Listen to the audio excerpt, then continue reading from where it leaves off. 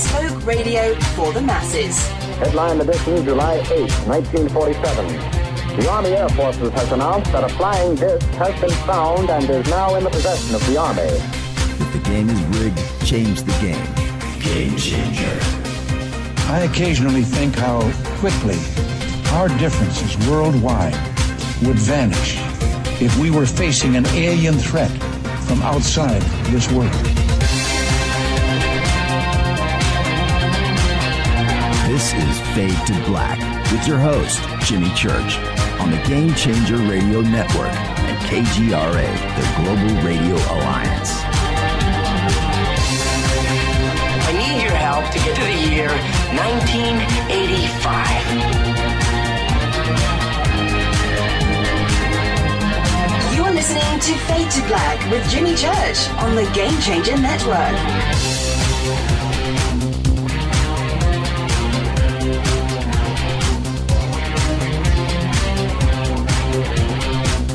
Good evening.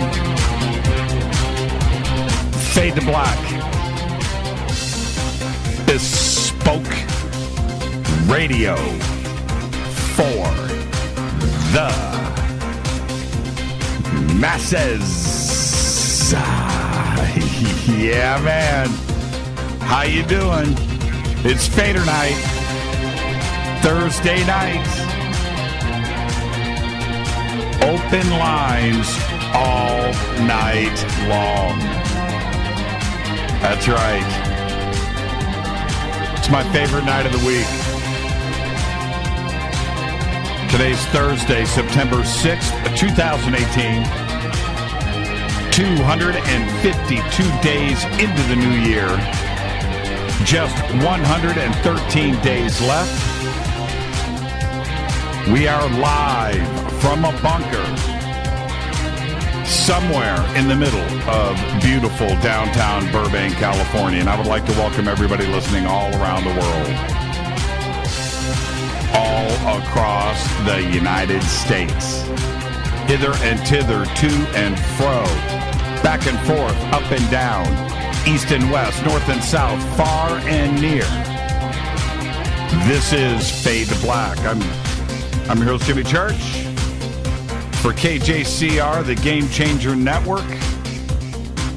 Oh, man. Syndicated by KGRA, the planet. On Stellar. You can go follow us there. Twitter, at JChurch Radio, Facebook, YouTube. Tonight is day 4 of our UFO week right here on Fade to Black. And we're going to go with open lines all night long. All night long. All of your UFO phone calls, okay? Which includes your encounters, your contact, your videos, your eyewitness testimony, your images, everything. All night tonight on Fade to Black. Really looking forward to this. We've had just an amazing week here on the show. We wanted to make things special. Stanton Friedman, Emery Smith last night, Barry Littleton. Just an amazing week. UFOs. And I've put up a lot of commentary too as well, you know, on my research and things that I've done over the years and how I got here. And it looked like I was like a posting fool today over at On Stellar.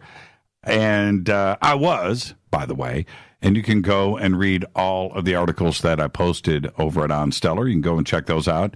I put up some of the links. Once you get there, you can go and check everything else out that is there. But OnStellar is certainly the place to be, onstellar.com. And if you haven't registered, head over there now, register, and use my name for your referral. Just pop it in right there, Jimmy. Very simple to do.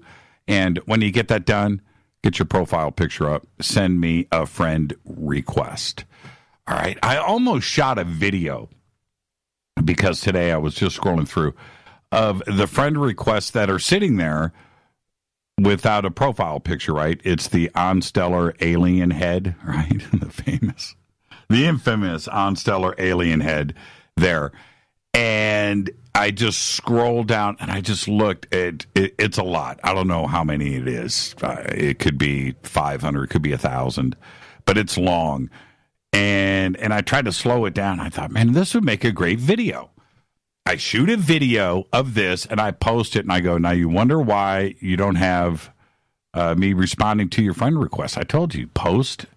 That's all you got to do. Post your profile picture. That's it. That's all I want to see. And I'll accept your friend request. And the list, it's huge. It's just huge. Maybe I will do it. Maybe I will. Anyway, I'm a big social media guy on Stellar. Twitter, Facebook is still plugging along. I did post over there today. YouTube. What I did, I posted over at YouTube or posted over at Facebook to go to On Stellar and read my articles. That's what I did. Yeah, there you go. All right. Follow me on Twitter at JChurchRadio. Got the chat rooms open right here. I've got Twitter is open right here. Phone lines we're going to open up at the bottom of the hour. John Rappaport is out on assignment. He will be back with us next Thursday. So we're going to go straight to the calls tonight. All right, so we're going to go back to back phone calls. And I've got some other treats lined up that I'm going to be in honor of UFO Week that I'll insert throughout the show. Okay, it's very simple. Hashtag F2B is the sandbox on Twitter. And if you want to go over and hang out and get engaged in those conversations and make some friends and hang out with all of your fellow Fadernauts, you can do that. Hashtag F2B. And, of course, we have the two chat rooms, one over at Spreaker and one over at KGRA, The Planet. All right, let's get straight to this. It's going to be a busy night tonight here. Email is jimmy@jimmychurchradio.com. You can go ahead and send me an email throughout the show, and I'll get to those too as well. Breaking news, sad to announce that Burt Reynolds left this earth today. He was 82 years old. And I'm watching Twitter now. All of you are with me on this. Very sad news to bring forward. But I went through my memory today, started to think. And of course, Deliverance, right? Right there at the tippy top. One of the great movies of all time, Deliverance, right? But, and of course, Smokey and the Bandit. And I get that. And The Longest Yard, yes.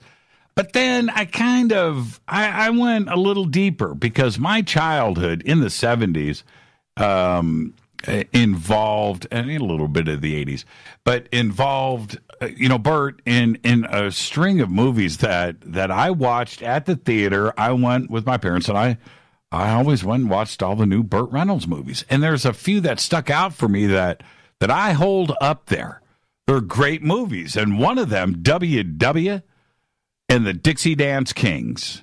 And if you haven't seen that movie, you've got to go check it out. It's really cool. How about Cannonball Run, right? And then there's Stroker Ace. How about Sharky's Machine? Right? I could go on and on. Too many to list here. But I missed the guy already. But there is my favorite that you've never heard of. Are you ready? I can guarantee this too. Meet Wally Sparks. Rodney Dangerfield. Meet Wally Sparks. And somehow, my next door neighbor for many, many, many years, probably 10 years, was an actor named Eamon Roche. And I played a lot of golf with Eamon. He was literally my next door neighbor. His dad was an actor and very famous actor, but Eamon was a really cool dude.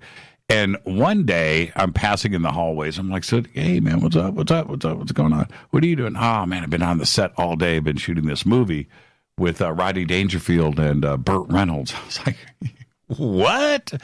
Right? It turned out to be Meet Wally Sparks. And the movie it's pretty it's a classic, let's just say that. Anyway, Eamon had a chance to act with Burt Reynolds, and I eventually, Eamon gave me the DVD, and he said, look, man, watch the movie, whatever. He said, but when you get to the end credits, watch all the way to the end of the end credits. There's a little short film there, and it's pretty funny. So anyway, meet Wally Sparks. All right. If you haven't seen it, I'm sure there's a way to watch that film. Burt Reynolds, rest in peace, passed away today at the age of 82. All right. I posted comments over at On Stellar today about the Luis Elizondo resignation letter. And it was basically my show notes from last night. And I don't know about this letter, this memo. I don't know if he really wrote it. I don't know. I don't know if it's real, or I don't know. Really, I don't know anything else about it. But I've spoken to a few sources, and they all say that it's probably real in respect that it does exist and that it was lifted from Chris Mellon's website. But nobody knows if it was ever sent or read or any of that. So all of that is still up for debate. And I'll leave it up to all of you to draw your own conclusions. The memo itself is what it is. Okay? I've been asked to comment on it. I've got a little bit more further here in the show, but that's really about it. That's it. Don't forget to subscribe to our podcast, $2 a month. Go to the podcast banner at jimmychurchradio.com and click on it. You can also become a Fade or Not over in our membership section of the site. Very simple to do. And don't forget to visit all of our sponsors here at Fade to Black by clicking on their banners over at jimmychurchradio.com. Let's get the show cracking. Happy birthday to today. Oh, I didn't do it today. Man, I was that busy. I was that busy writing. I didn't do birthdays today. Yeah. Wow. All right. So there you go. I got so wrapped up in writing today. I was just writing all day long, and so many other things personally were going on over at the house that, just little things, dogs, food, dog shopping, things like that, the backyard. And I just, then I got into writing and other things and phone calls. So I neglected stuff. And one of the things that I do on Thursdays, because Thursdays is Fader night, so I don't have to sound check with a guest. I don't have to do all of that research. All I have to do is look forward to getting down into the bunker here and getting the phone calls. It's a very stress-free day. It's an exciting day for me. And so with that, I was just looking forward to tonight, and I just neglected all of those stuff that I normally do at this point in the show. So there you go. Let's move on. One of the most repeated comments that I get from critics, and yeah, I've got mine, is, and I'm going to do air quotes here for the bumper cam, air quotes. Jimmy, if you believe in UFOs, you have to be all in on everything, end quote, right? Conspiracy theory, right? Conspiracy theory and those conspiracy theorists, it's a strange circle of personalities.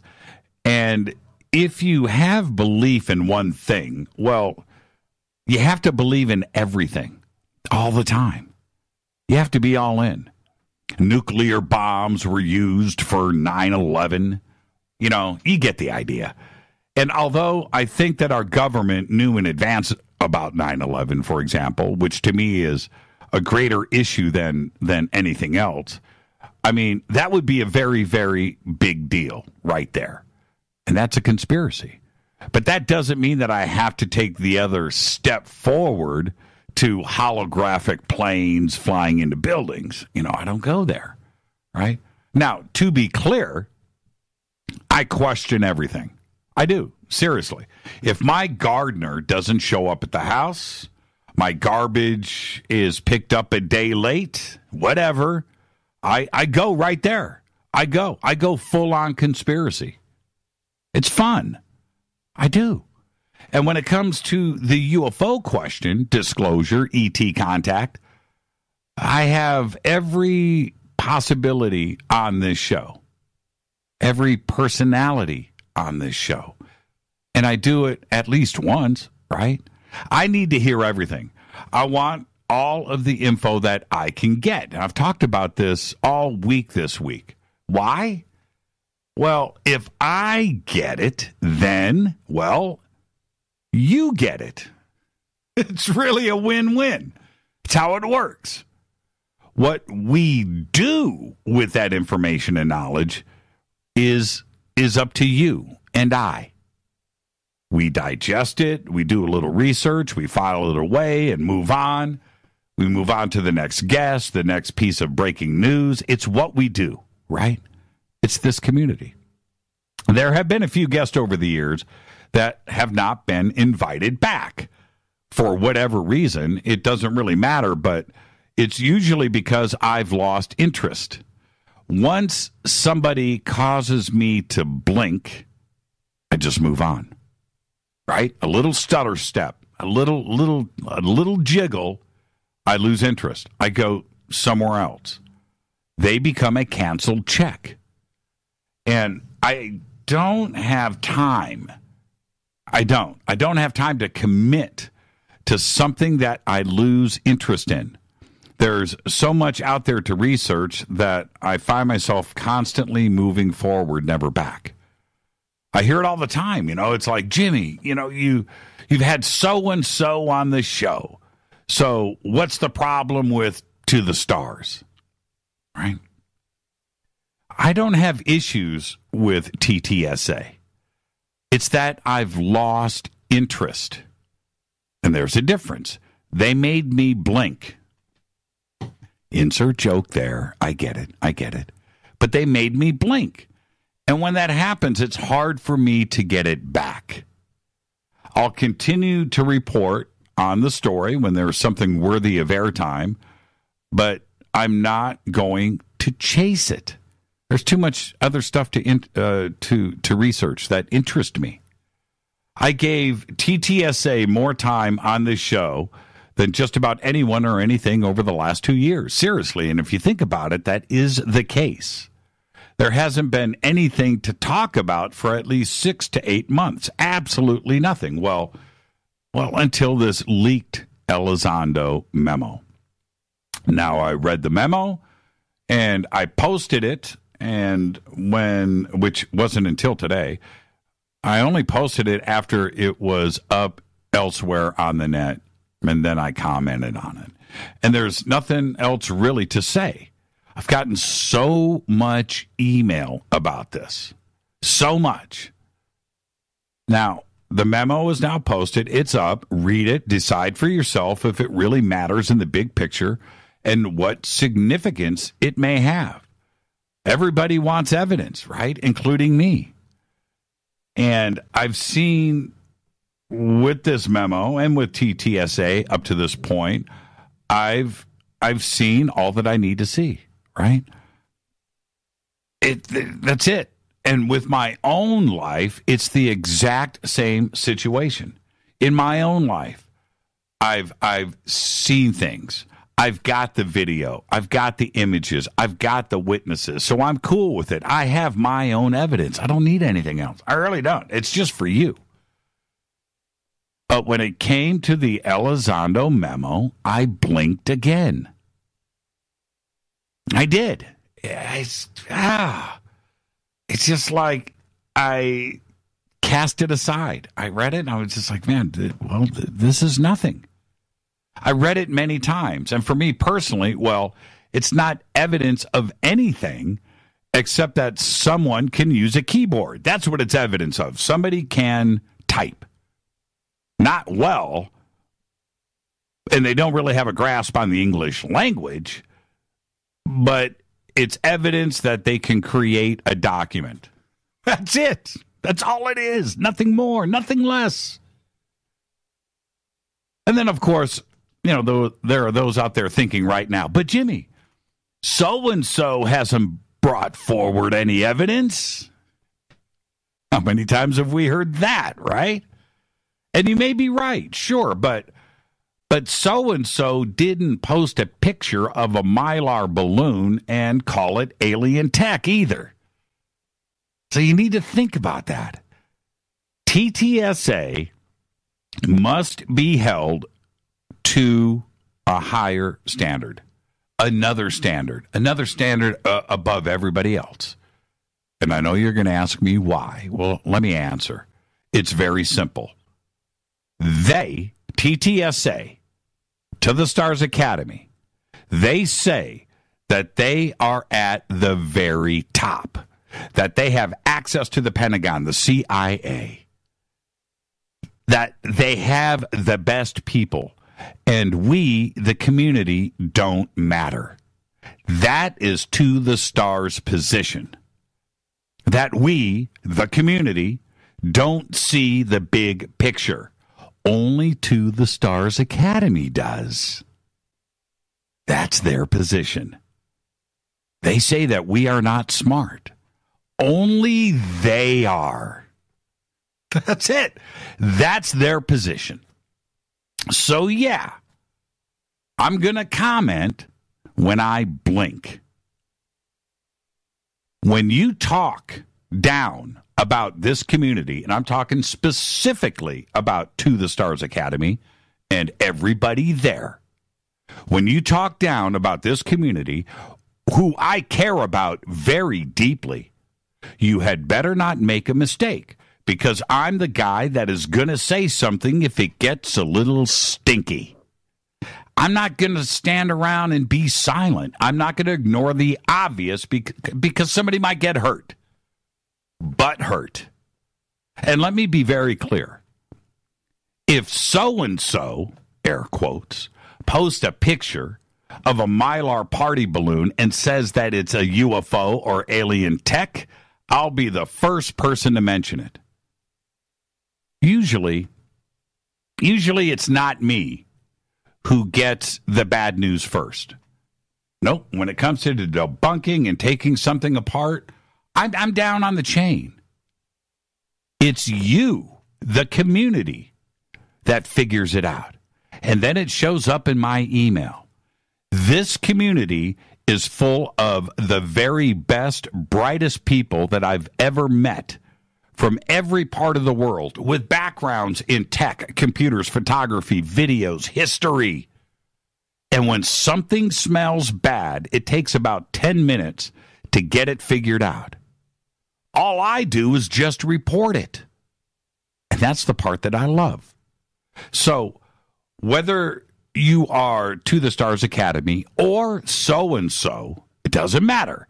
If you're going to bring something forward, it had better pass the sniff test. This community is so acclimated to examining the evidence. They are smart. They see through it. They figure it out. The good and the bad. Those out there, those critics, right? They need to understand that my voice doesn't change anybody's opinion. Nope, it doesn't. The images, the videos, the testimony speak for themselves. And whatever it is will either stand the test of time or it won't. That's it. I'm just the host of a show.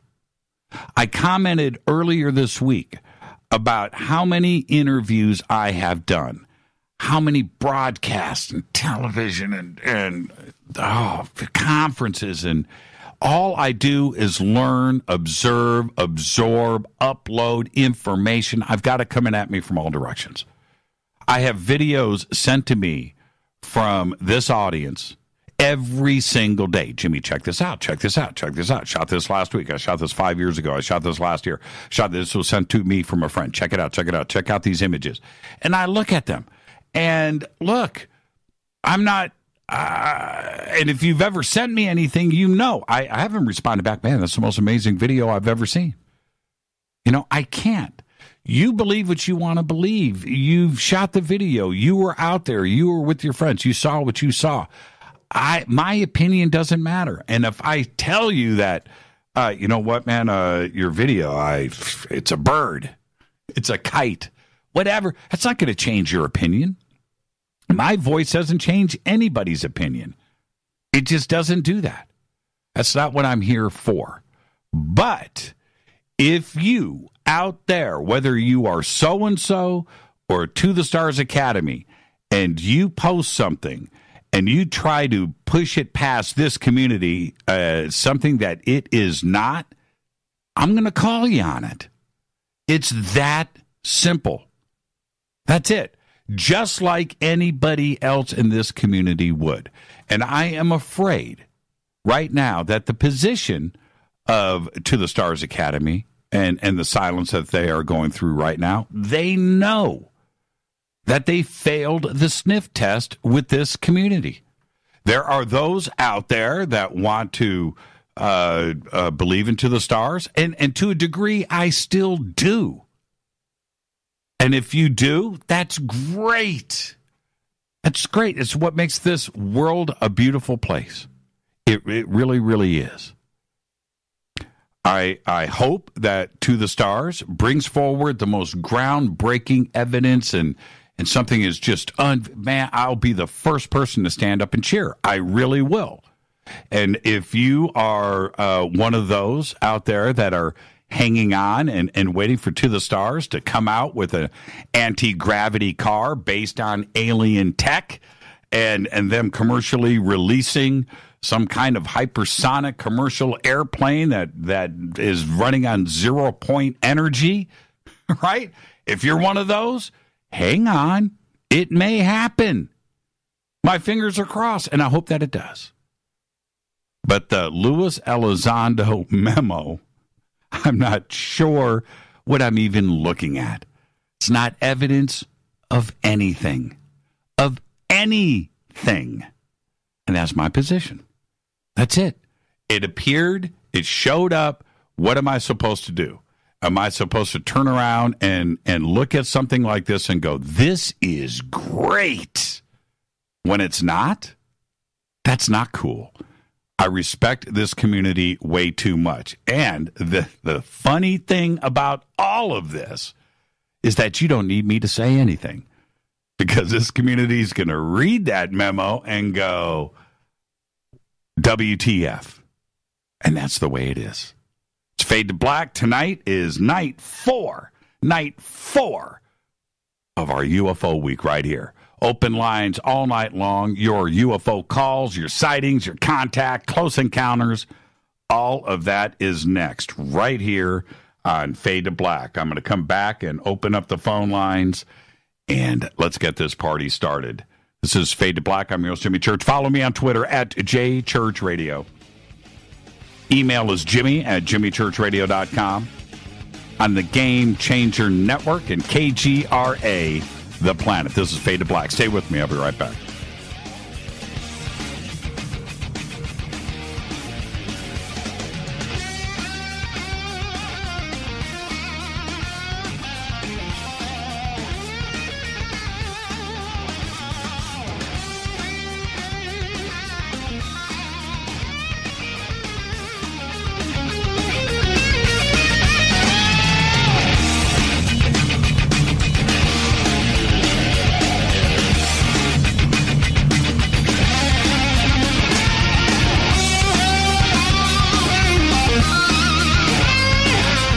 This is Nicole Church, daughter of you-know-who, and you're listening to Fade to Black on JimmyChurchRadio.com and the Game Changer Network.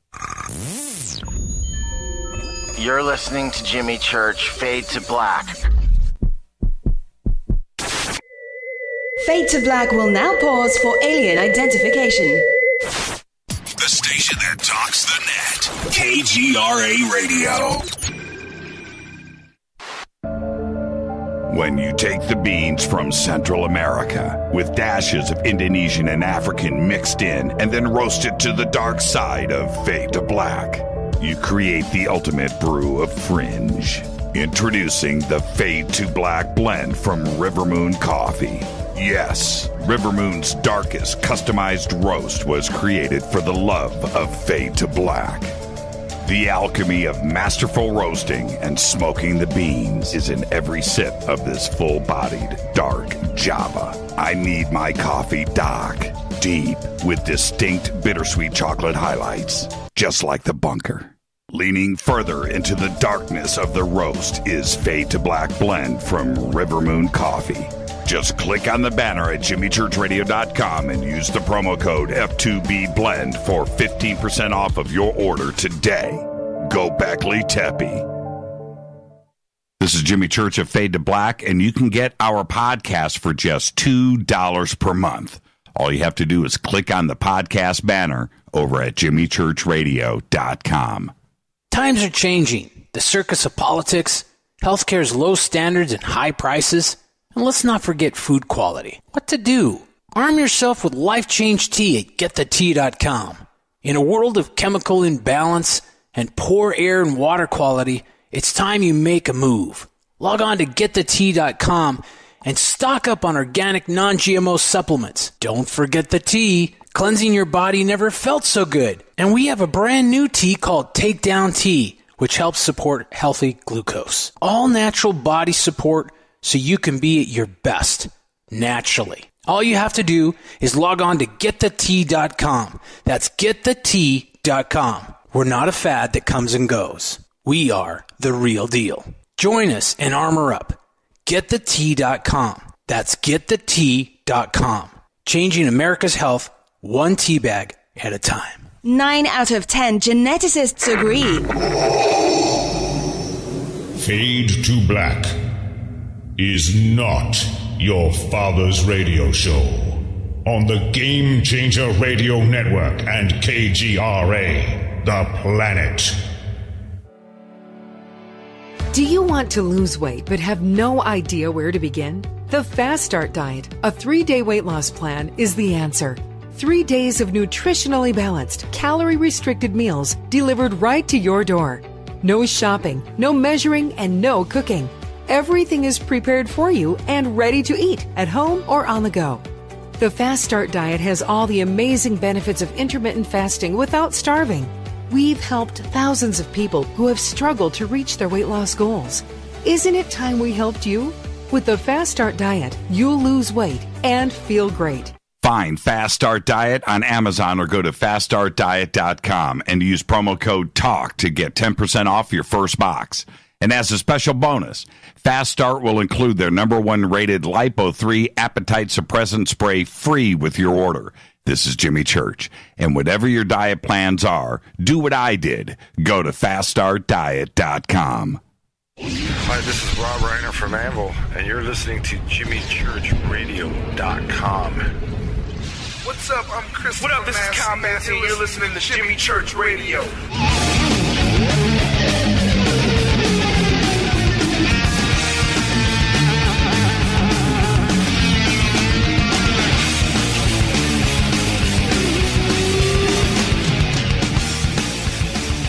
Welcome back, Fade to Black. That's right, it's Thursday night, Fader night. Open lines all night long, 323-825-5045, 323-275-9695, or 818-921-6929. Tonight is day 4 of our UFO week here on Fade to Black. It's just been an amazing, amazing week here on the show. So tonight, it's all of your UFO experiences, contact, videos, sightings, witnesses, contact, everything, your close encounters all night long. The lines are open. Let's go to area code 585. You're up first on Fade to Black. Who's calling? Hey, Jimmy. It's Trina from Rochester, New York. Hi, Trina from Rochester, New York. How are you? Good. How are you? It's Thursday night, Trina. It's Fader night. It's UFO week. Know. All right. So what have you got for us tonight? Okay. Tonight, I have a little bit of a tale to tell. A tall tale or a true tale? Or a tall true tale? A true tale. It's kind of, it goes back a little bit. There's a little bit of history to it. Sure. So it kind of all started when I was a kid, a small kid. I had a reoccurring dream, constant reoccurring dream of swimming underwater, very clear ocean, water, but being able to breathe. No apparatus. I could breathe this clear, super oxygenated oxygenated air. Right. And I could breathe, and it was this reoccurring dream that I always had. I'd wake up, and I'm like, oh, it's so cool, I could breathe underwater. And a few of the nights I would wake up, and I would have some sort of a, like, creepy feeling of somebody, like, petting my hand with long nails. And you know when you're a kid, you're afraid, you don't want to open your eyes, so you just pretend like you're sleeping and it'll stop and it'll go away, and then eventually fall back asleep. Well, it happened a few times, and as more than a few, it was a lot. And as I became an adult, I went to a psychic fair, I think in my 20s, and this one psychic kind of told me in a past, like gave me a little mini past life regression and said, yeah, you were an Atlantean, and, you know, asked me if I ever had any abduction experiences or alien. And I said, no, not really, and never really kind of put the two together. As of recently, I've been having a new reoccurring dream of alien contact, beautiful UFO ship in my backyard, going to it, kind of just being there and excited and happy and like, yes, this is happening. And this dream's been going on for a while now, for the past year. And the other night I had it, Tuesday night. Tuesday night had this dream. It was like an early morning dream, you know, those dreams that you remember super clear when you wake up. Right. Well, it was going on, and my daughter then wakes up, 6 a.m., wakes me up in the middle of this dream, comes into my bed and said, Mom, the coolest thing just happened. And I'm kind of like out of it because I just woke up, and I said, what, honey? She's like, Sarah's this, we just moved her bed. We moved her bed under a window so she could see out into the night sky. Well, it was still kind of like still dark out, 6 a.m. And she said, I saw this big ball of white light just floating across the sky. It was so cool. It was the coolest thing. And I said, wait, what? She's like, yeah, I just saw it. I was laying in bed and I was looking out the window because it was the first day of school on Wednesday, so it was this past Tuesday night.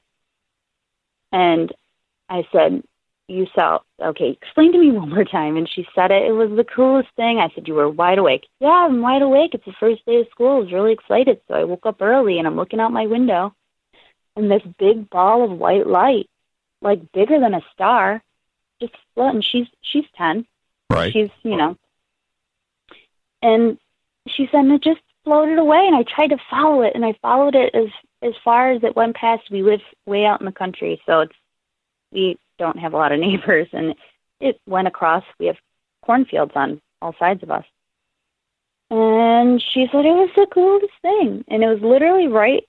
I was having this reoccurring dream again, and I just like it's happened. And I'm just thinking to myself, maybe this is a generational thing. Maybe it's just manifesting itself into physicality now. But it's just super, like, astounding to me. I don't know. I've explained it to people at work, and they're kind of like, oh, she just saw a shooting star, or she just saw this, or a lot of people explaining it away. But all the correlations that have kind of happened throughout my life, and the reoccurring dreams, and then this. I know, right? And Trina, this is what is so fantastic about this. This is very recent, so it could happen literally again this Tuesday. Right. 2 days ago. And so, you know, I want to hear from you again. What if it happens again? Right? I need you to call me right away and say, okay, now this is going on. This just happened. But what I thought so I do want to hear back. This is too current, right? We've got to ride this. We have to ride this out. But I thought you were going to tell me I woke up covered in seaweed or something, right? that I was a mermaid, but that could happen too. You never know, right? Yeah. Wow. Well, listening to the shows all week, and with the Emery Smith interview, and the how he kind of brought up the underwater, the facilities and the people or the specimens that he's examined that, were of this earth maybe, that, were in the sea or people that could live in the sea. I'm like, God, this is like really tripping me out. There's no question that we know very little, right? We know very little. We barely know stuff over 100 years ago, right? And so I'm not in any way being cavalier or joking around about this, but we have amnesia, and unless we can read about it on the net or pick up a book or see some kind of documentation or a photograph of it, the more time that goes by, the less that we know. And certainly there's nobody alive, right, to recount these things. And you want to jump back a couple of 100 years, 500 years, 1,000 years, we know less and less and less and less. Well, take that to the extreme. The stuff that is potentially underneath our oceans. I was talking about this earlier this week. You might have caught it. When I had said that if 5 million years from now, would they, if we ended, whatever, an asteroid hits the Earth and all life ends, and then it restarts again, like it's done so many times in the past, right? And the continents have shifted, the oceans have moved. At New York or Miami or Los Angeles, the United States is now completely, underwater. 5 million years from now, are they going to even know that we were here? Probably not. Right? Probably not. And so what is it that's underneath these oceans right now that you're dreaming about? This could be a certainly a past life thing, something that's in your DNA and your soul and reincarnation and all of those things that could come into play. But we don't know what is underneath these oceans of ours. We don't. If we could drain the oceans, just imagine what we would find. We would be shocked. It would be just unreal. Yeah. It would be unreal. So I'm really glad you're having those dreams. I am too. I'm not a person that's a fearful person by any means. I'm super open to everything, and I've always, I feel like, been like that ever since I was a kid. I was never afraid when I really woke up.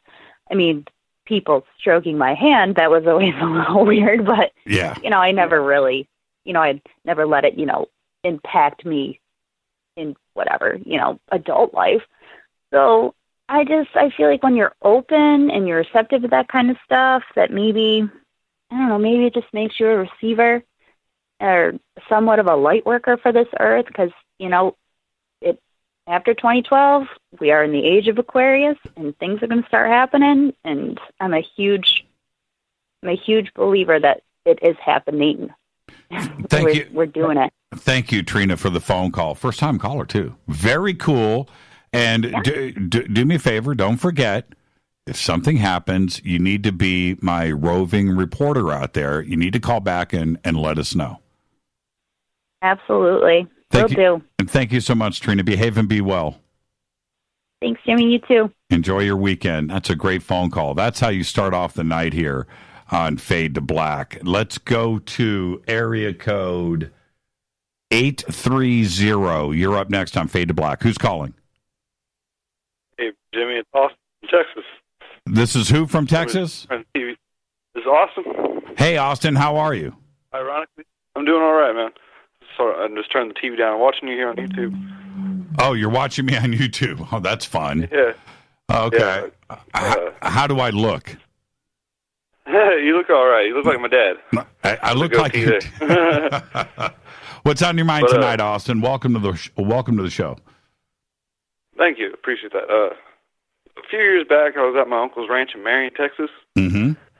And I'm not going to lie, I smoked a little bit of weed. I was outside smoking a joint, and the stars are really nice out there. Right.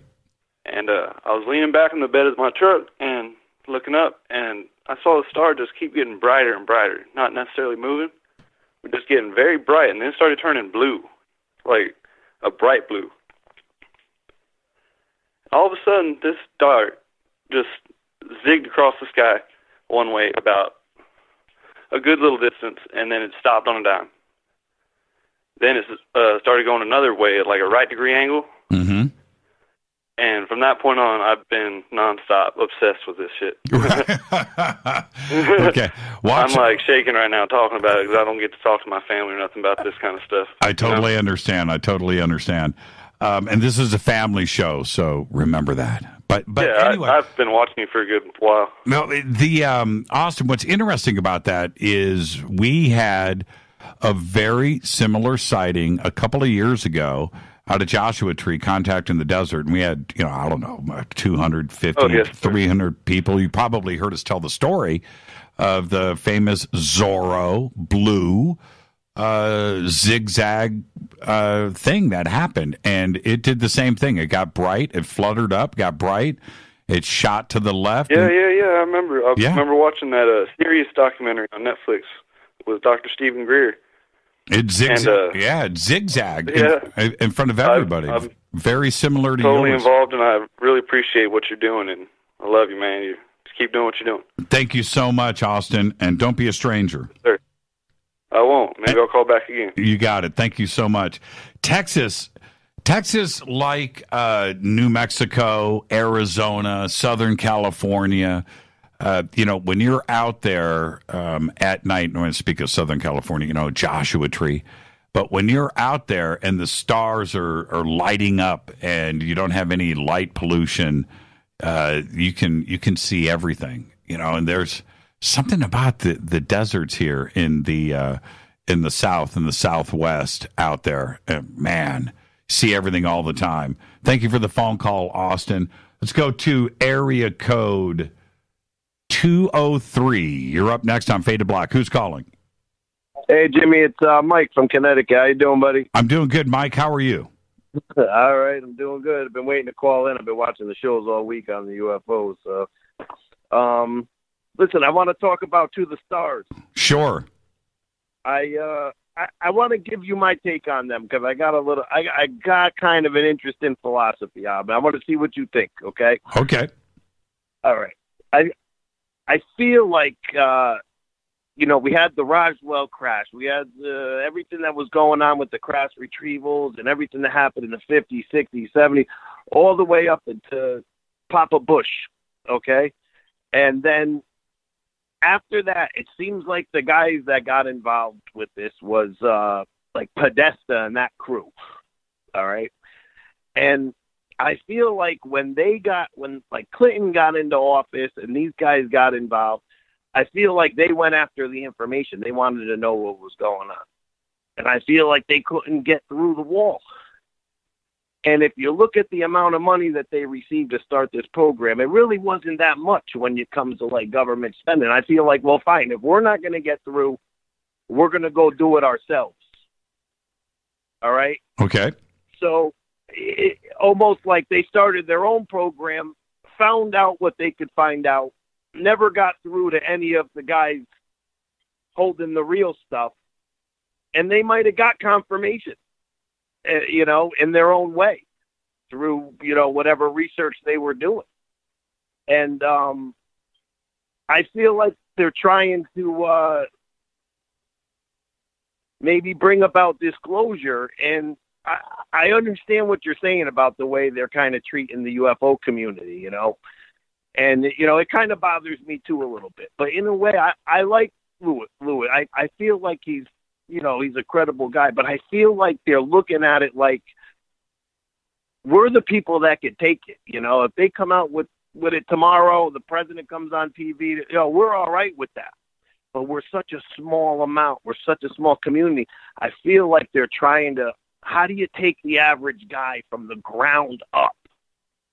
And it's almost insulting to us, I think, because, we don't want to hear this stuff. We're already past this. Right. But how do you take the average guy, the average person that's not even thinking about it, the guy that's, paying off a 30-year note on his house or a girl, you know what I mean? I feel like what we're looking at as almost insulting is, and I feel like it's that group of people that kind of took it upon themselves with whatever funding they could get, and now they're almost trying to disclose whatever they could. What do you think about that? I mean, it's just a theory. But well, to a point, I think you're spot on the money. And the reason why I think you're spot on the money is because they're selling stock, right? So they need to get investment from everybody, not just from, the possibility of the UFO community, but the entire planet. And so they have to appeal to the lowest common denominator, right? And which is what you're referring to. And to a point, I would say that I agree. Okay, I think that's your spot on in that assessment. Where that goes a little bit haywire is that when you are trying to convince the lowest common denominator that you are developing anti-gravitic flying cars and 0-point energy aircraft. I'm not saying that that's what they are saying, but if you are going to do this and push it into the commercial sector, now you're trying to convince the average guy that this is real. So it's good. It's dead in the water, is what I'm saying. You're not going to go anywhere with that. Well, that's what you got to show me. For me to give you money and you're telling me you're going to develop something like that, you got to show me there's a reason. What am I investing in? If I don't see that you have some kind of technology like that, what am I going to give you money for? I got to know something. Right. Before I give you, you know what I mean? Like that doesn't exist. So you got to show me. Well, there was an aspect of it. I remember when they did their first press conference when they announced to the stars, and I was very excited about it. And I saw that. I had a vision. I thought to myself, this is going to go one of two ways. This is either going to have zero investment, whatever. Or this is going to blow up, and this is going to be $1 billion company in a couple of months, right? It's going to, and it turned out it kind of went the other way, and it kind of bums me out. I still do have high hopes, man. I don't want to say that I'm completely negative. All that I am saying is that if you are going to sell stock in your company and you're going to have members of the CIA and the Pentagon and physicists and all of this great talent behind you, then yes, you are held to a higher standard. That's Absolutely. it. That's it. Absolutely. You're held to a higher standard. That's my take. Go ahead. No, go ahead. I got one more thing that was really cool that I wanted to bring to your attention. Because I feel like there's been, just like you said before, somebody tells you, you got to believe everything. If you believe that's insane, because we all know that 80% of the stuff out there is nonsense, and you really got to dig through it to find out.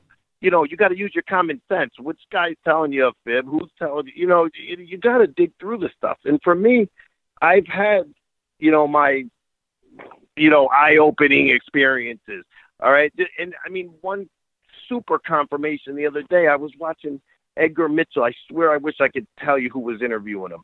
But let me tell you something. Here's a guy. You don't just choose somebody to go to the moon if you're not top of the top of the top, okay? Sure. Now, here's a guy. He was in an interview the other day, and I swear, this was years ago that this interview happened, but I watched it for the first time the other day, and he said one thing.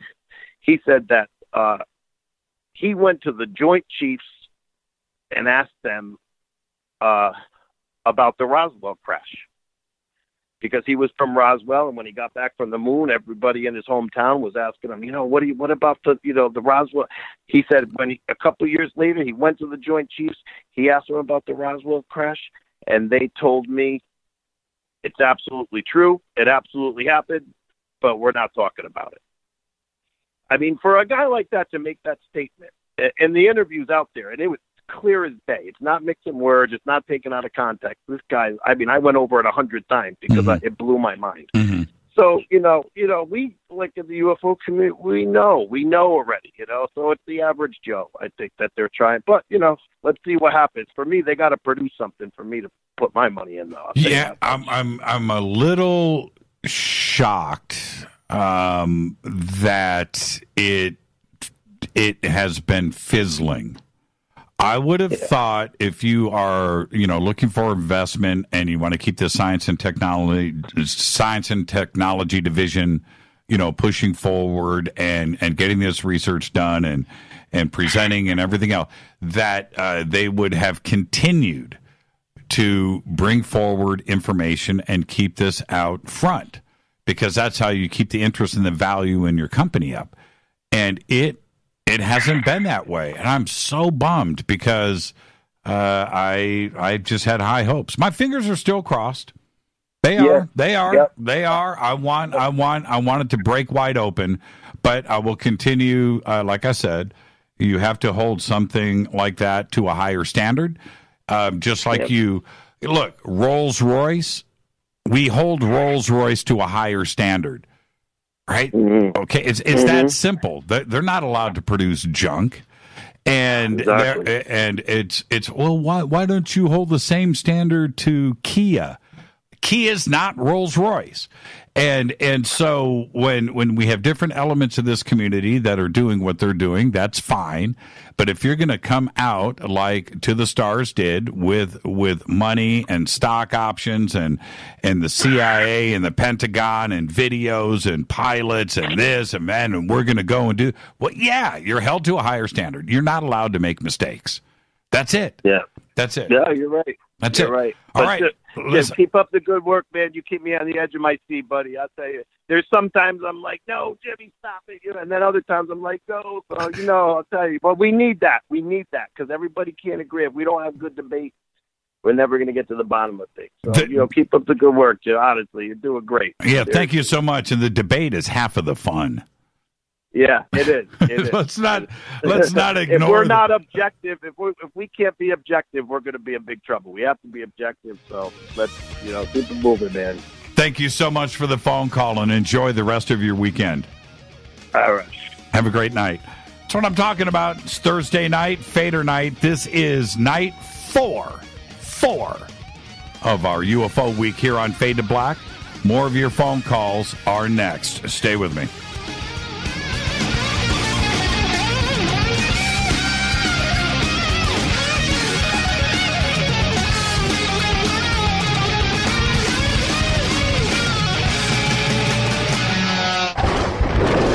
This is Fade to Black with Jimmy Church on the Game Changer Radio Network and KGRA, the Global Radio Alliance.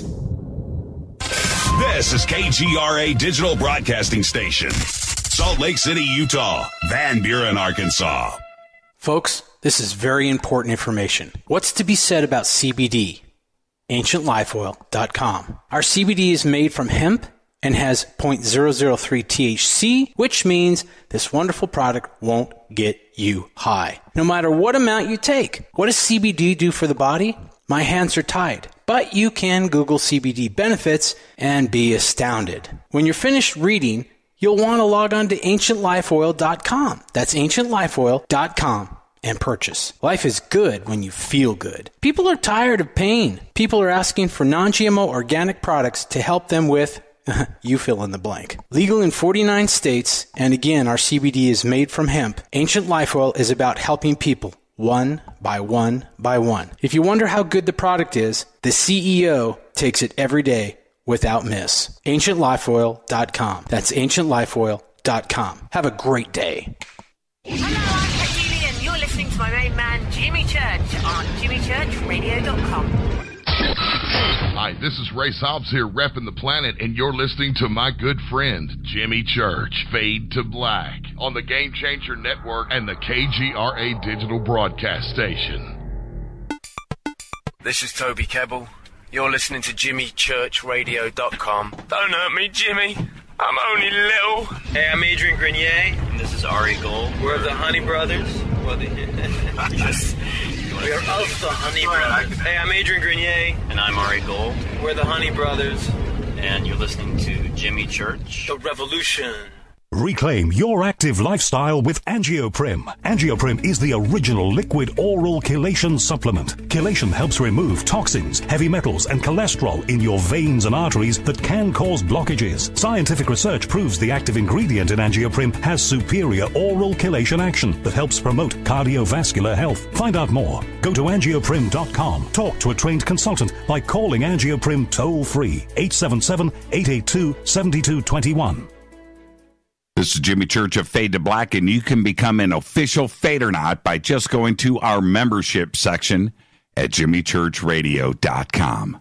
Hey, it's Grace. Can we talk about something serious for a minute? Your age. Getting old has its perks. But remember, being a few years younger, you know, your hair was thicker, you didn't have so many wrinkles, that extra weight wasn't haunting you, and you just felt better. Well, we can't turn back the clocks and go back 10 or 15 years, but you can start feeling and looking 10 or 15 years younger with Nature's Youth RSF. It's a doctor-formulated daily supplement that helps your body maintain its peak performance and fight the aging process. Imagine sleeping better, looking better, and feeling better. See how Nature's Youth RSF has helped thousands of people just like you at nature'syouth.com. nature'syouth.com. Imagine how it will feel when your family and friends are asking you what you did to look so good. Your secret will be Nature's Youth RSF. It's time to start looking better and feeling better. Learn more and order your Nature's Youth RSF at nature'syouth.com. That's nature'syouth.com. That's nature'syouth.com.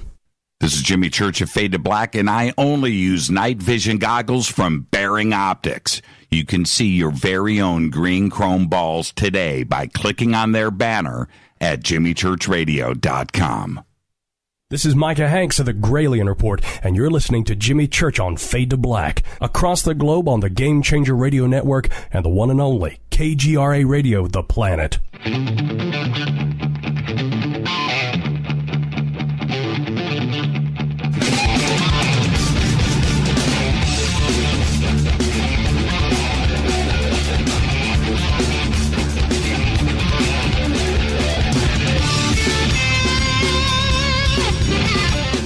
Welcome back, Fade to Black.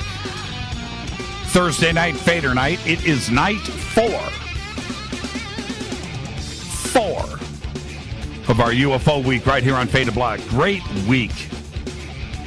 And nothing like wrapping it up on a Thursday night, Fader night, your UFO phone calls all night long. 323-825-5045 or 323-275-9695 or 818-921-6929.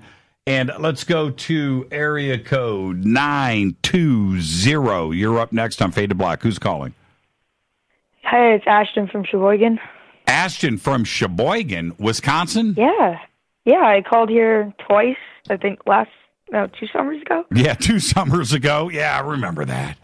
How are you, man? How are you? Everything good? Yeah, everything's good. Freshman year now. So. Freshman year. And are you in school right now? You got school tomorrow?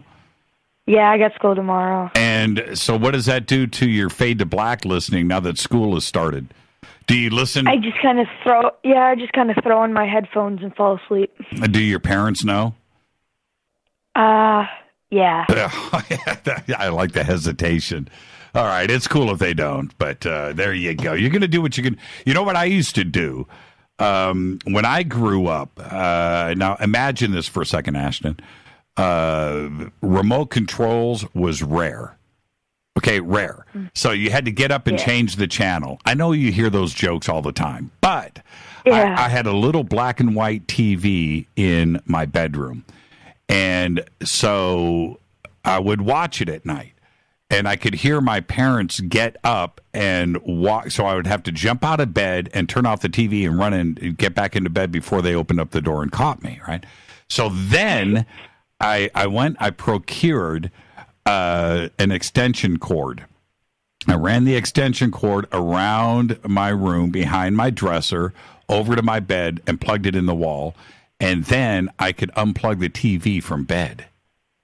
And so my parents never caught me. So that's what I would do. And they knew I was up watching TV, but they could never catch me. So there you go. It's all right, Ashton. So what's on your mind tonight? Yeah. So, You know how that one lady called about how she was having dreams of how she would be able to breathe underwater? Mm-hmm. Okay, so like maybe about 2 times a month, I will have pretty much the same exact dream. Like, I will fall asleep and like in the middle of the night, I'll just randomly. It feels like I just woke up and I'm underwater, and I feel like I'm gonna drown. But then I just like start breathing through my nose for some reason. It's so cool. And I will wake up on these nights. I will wake up at exactly around 2 to 2:30, and I will wake up and my door will just start creaking, and it just feels like someone's watching me. Have you caught anybody yet? No, it's scary because it happens like 2 times a month, and I'm just sitting there and I wake up and I'm like, oh my Lord. Right. And then I just. Well, Ashton, are you saying that when you go to bed, the door is closed? Yeah, pretty much.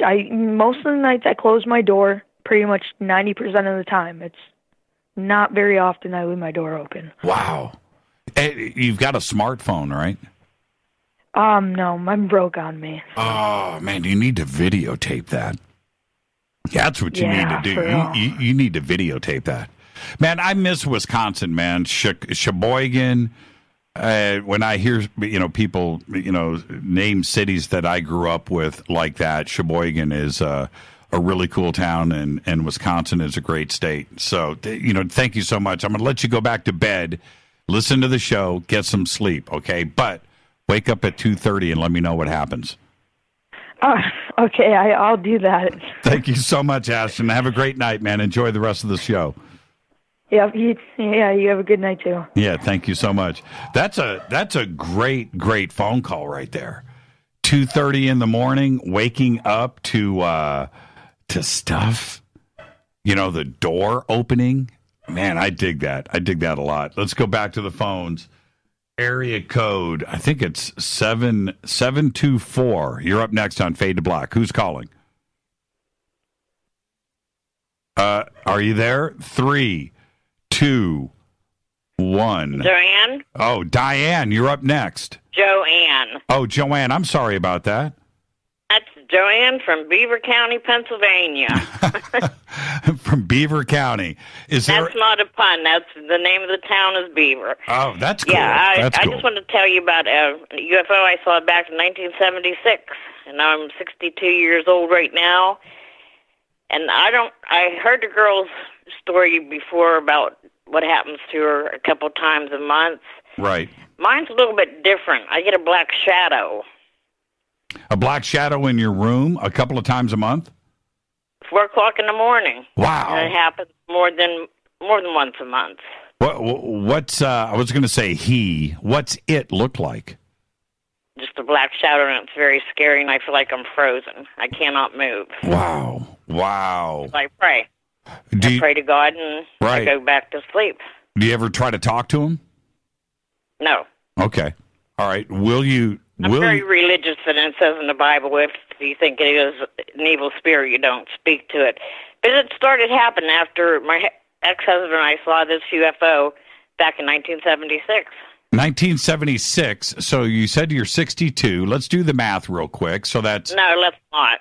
I'm 26, and we'll keep it at that. Okay. I was going to say, so you were in your 20s. Correct. What happened? 21. What happened? We were looking out the window, and my husband said, "What is that?" And we both saw 2 different things, but to me it looked like a bigger drone, like the drones they have now. Right. But it was shaped like a triangle, and it had 3 points of light, 1 in the front and 2 on the side, and it looked like it had a windshield, but it was too small for anybody to be in it. And there were people down on the sidewalk that were looking at it, and it hovered, and it went up and down for a little bit, and it just vanished. Straight up into the air, and it was gone. We didn't see how it went. It wasn't a cloudy night that it hid behind the clouds or anything. It was really, really weird. And what he saw looked more like a cigar-shaped thing than what I saw. Oh, I like that when that happens. I don't. No. What I mean by that is, my wife and I, or others, right? We have all seen the same thing, and later when we're talking about it, we've got a different description. Yeah, different description. And I don't know why that is. I like it though. I do. I like it, and I can't explain it. It almost when I hear witnesses say that they feel like it was just for them, and then suddenly where you have 3, 4, 5 people, I'm one of them, and we all see something together, but yet it's a little bit different or it's a lot different. I can't explain why that happens, but it's happened to me. It has. It literally has. The only thing the same about what we saw is the 3 points of light, but the shape of the object was different for both of us. Wow. That's fantastic. And the city, where did this happen? In a little town about 6 miles from me. It's called Beaver Falls. Beaver Falls. And so famed. What part of the state are we talking about here? 35 miles north of Pittsburgh Airport. Oh, you're almost right between Ohio, West Virginia, right in that little corner there. I could take a step in each direction and be there. So you're close to like Kittanning and Ford City? I'm not good with that. Okay, that stuff. No. Okay, there you go. I'm closer to Ohio. Okay. Like East Palestine and stuff like that. We're up in the north part of Pennsylvania. Wow, that's. I don't know if you know where Pittsburgh is. We're 41 miles north of Pittsburgh, downtown Pittsburgh. Yeah, it seems like it's in that area. Lots of coal mines and hills and forest and woods. There is a road called Mudacalla Road in Brighton Township that is on the list of scariest places in Pennsylvania. I grew up on that road, and I can tell you some things that probably make your toenails fall off, but it's pretty nasty. Thank you for that. You had an amazing sighting, and for a black triangle in the 70s, 1976, you were at the beginning of the wave of black triangles around the world. You had an amazing sighting. Yeah, we did, and we still remember exactly how each of us saw it. Except your husband. As a matter of fact, he's the one that called me and gave me your number. Thank you for that. What's your name again? Joanne. Thank you, Joanne. Enjoy the rest of the show and have a great night. Thanks. You too. You guys have a good time. Yeah, thank you so much. Black Triangle. Bye-bye. Yeah, bye-bye. What's that? No, I thought you were going to say something else. No, I was saying something to the audience. Thank you so much. Thank you so much. Don't go to Pennsylvania. They're crazy there. Okay. Thank you so much. Black Triangle in 1976. Wow.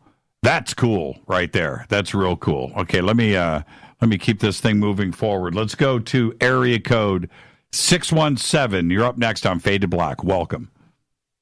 Jimmy, Kelborn, how's it going? Kelborn, how are you, my man? I'm doing well. How's everything? How's the family? Before I say it's been too long, it's been too long. Right? I was just saying that to my girlfriend. Wow. How are you, man? Everything good? Yeah, everything's been all right. I'm kind of sad I didn't get to make it out to Cali this year, but hopefully this next one will be able to make it. Yeah, we missed you this time around, but we'll see you next year. Yeah. I don't think there's going to be a problem this time around, but hey, the reason I called is because I have a buddy who's an air traffic controller where I live, which is right upon Lake Erie. Mm-hmm. And I was talking with him while we were out on the boat the other day, and he's telling me, because I asked him, you guys ever see anything weird, because he's up in a tower all night, so, all hours of the night and that kind of thing. Right.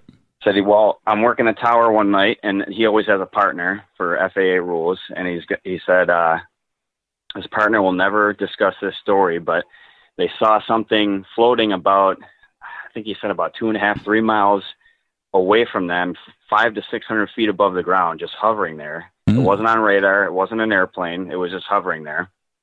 And they're looking at each other like, do you see this type of thing? And then all of a sudden it it hovered back over the lake and disappeared inside the lake. Oh, really? Yeah, and this couldn't have been more than maybe 3 or 4 years ago, he said. Okay, I've got to ask you, Kelborn, what else did he say? There's only one other story that he shared with me, but I'm going to get out next season and pick his brain while we're out on the lake again, because he's got a boat, and we're actually planning on going out into the bigger portion of the lake, the deeper portion, and spending a night out there with, I'm hoping, film equipment and everything, see what we can capture, and that'll definitely make it to Twitter if we get anything. Yeah, you got it. Wow, that's pretty incredible. 500 or 600 feet above the ground, so that's low. Right. 2 miles out, so you can see it, and they're air traffic controllers, so they're looking at it. They probably have binoculars, too, as well. And so they're looking at it, and then it decides to move and then go into the lake. Wow. Yeah. Wow. Wow. Wow, that's a great sighting. You got to get, you know what? He doesn't have to use his name. He should call in. That's what you should do. I could totally get him to call in. I mean, if he's comfortable with it, I'd give him all the information. I'm sure he would love to. Man. He would be decked out in the Fade to Black gear. Right. Let him know. I will hook him up. I'll hook you up. You're already hooked up, but yeah. Right, I got all my swag. You got the swag. But that is fantastic. That is fantastic. So he doesn't have any reason to embellish, right? No, not at all. This is just a couple, I've known him for, 12, 13 years. Right. And we're just sitting on the boat fishing, having a conversation amongst friends. And he's, I asked him about it because I knew he's been working there a while. And wait a minute. Actually, the other story. Hold on. Were you guys fishing in the lake where he saw the flying saucer disappear into? Well, no. He said that when it disappeared, so where the tower is at, it's east of the city. Anything that goes below the skyline, you can't see it. You know what I'm saying? Okay, so what city? Can you tell me? Buffalo, New York. Buffalo, New York. All right. Yeah. There you go. Oh, man. You got to get him to call in, Kelborn. Come on, man. I don't see anything wrong with it on his end, but again, if he is comfortable with it, right. I'll talk to him. I'm going to see him this weekend. So. All right. Do it. And just send him over to the website. Let him know it's all legit. It's all cool. It's all fun. And it can be on the down low, but. He's aware of the show. I mean, he has heard my other phone calls and listened to a couple episodes, so he's aware of the show at least. All right. How any new tattoos? I'm trying to get a back piece going, but it's just a matter of getting the scheduling right. My sister does tattoos, so it won't be an issue, but I'm trying to get like a Kundalini thing going around my spine on the back. I'm trying to get Rita to get a Fade to Black tattoo with my face. Ooh. Yeah. I'm not getting put it right on her forehead or something? I'm not getting too far with it, but that's the plan. Thank you so much, Kelborn. Be safe, my friend. Hey, have a good night. Thank you so much. That right there. Air traffic controller, right? And to get an air traffic controller to open up, you would have to be, and I agree with Kelborn. I mean, just put that in your mind's eye for a second. You got to be a friend. You got to trust each other. And there you go. All right, let's go to area code 209. You're up next on Fade to Black. Who's calling? Jimmy, this is Ray, a.k.a. Mr. Anonymous. Hi, Ray. How are you? I'm terrific, Jimmy. How are you? It's Thursday night, UFO week, Fadernight. I mean, it's perfect. Life is good. This is terrific, isn't it? Yes, it is. It's been an amazing show so far.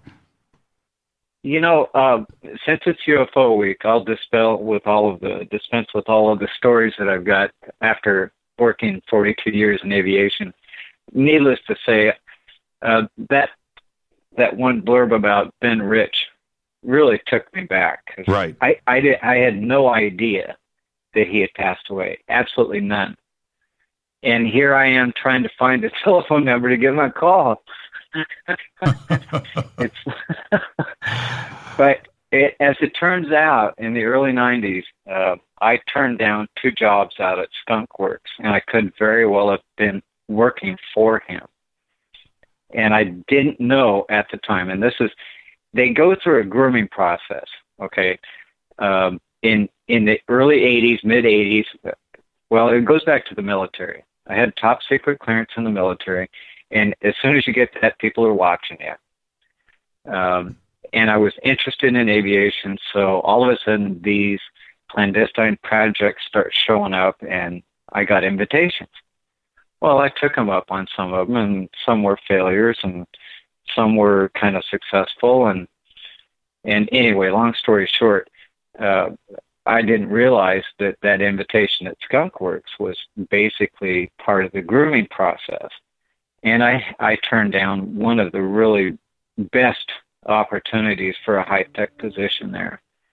And, you kind of kick yourself a little bit. But anyway, with UFO Week, my younger brother and I grew up in Selah, Washington, just about 3 miles north of town on a 100-acre pear ranch. And we're staring out the second-story window facing west towards Natchez. There was a hill chain between us and Natchez, basically. And we see what looks like a meteorite coming down. Now, I'm 7 years old. My younger brother's 5. And it comes down over the hills, and then it got to a point and it stopped. Ooh. It went back up. Right. And then it came back down again. Then it went back up again, and it formed a W. And my brother and I looked at each other like, we didn't know any different. We're kids. and wow, that was cool. But ever since that moment, every time I go outside, it's like a hyper sense that you're being watched. And when you turn your head up in the sky at nighttime, you catch that glimpse of something that you would have missed had you been, doing anything else. It's like, why did I turn my head up there at that exact moment? Exactly. That kind of, and it started to correlate. I started to correlate everything about a year and a half ago. I was turned on to a yogi out of India, and that's a long story, and it's eventful and all that kind of stuff. But I went strict vegetarian. I said, hey, I'm going to try this consciousness thing. I'm going to try and, because I talked to Tricia Eastman after she was on your show, and boy, what a storehouse of information she has. Yeah, she's amazing. But I didn't want to go that far into the DMT issues, just to find my own consciousness. But what I've learned is, a lot of people can't control what they say, let alone control their thoughts and their own minds. Yeah. And this is what I've learned after a year and a half of meditating is I'm just now getting to the point to where if I have a thought that doesn't belong in my head, I don't have to keep it there. I've got a choice to kick it out. I do it all the time. I do it all the time. I do it all the time. Yeah, and well, your show is part of that. I mean, it's your show is a part of the consciousness raising effort that's going on. And that's what's so mind-boggling is all of this stuff has to fit together. There is a group consciousness going on, and somebody can sense all of that. I mean, ET's got like consciousness sensors that they're monitoring Earth, I think when it gets to a certain percentage, they'll say, yeah, we'll let you guys go into space. That'd be cool. But before that point, I think Stanton's right. I don't think they want us off the surface of the Earth. Yeah, I know, right? Everything about us has been shoot first, right? That's it. That's what you do. And Stanton is absolutely right about that. There was, I've talked about this before. It's been a couple of years. But there was, the big tsunami out there in Indonesia.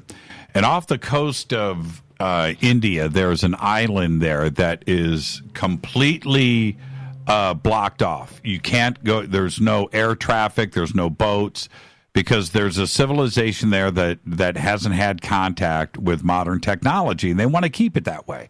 All right, so I get that. But they had the tsunami. So they decided to fly out some air rescue helicopters just to fly over the island and make sure that everything is okay. That's all they wanted to do. Do you know what those natives did?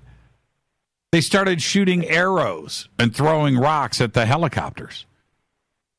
It's like in our DNA. It's like shoot first and ask questions later. They were there for a goodwill mission, and just to make sure that things are okay. But that's just indicative of who we are. I'm totally with Stanton on that, and where you are. I mean, if something happened where I don't know, but something very definitive, I'm afraid that we may shoot first. And I don't dig that. Maybe even from outer space, it wouldn't even have to enter our atmosphere. We would start shooting with lasers and kinetic weapons from satellites. Think about that. That's a scary thought because, unless we can all get our group consciousness up together. And when the group conscious sessions are held, you notice changes, okay? Not just in yourself, but there are changes going on around you, and it's not just synchronicity. That energy is permeating the airspace, and people are picking up on it.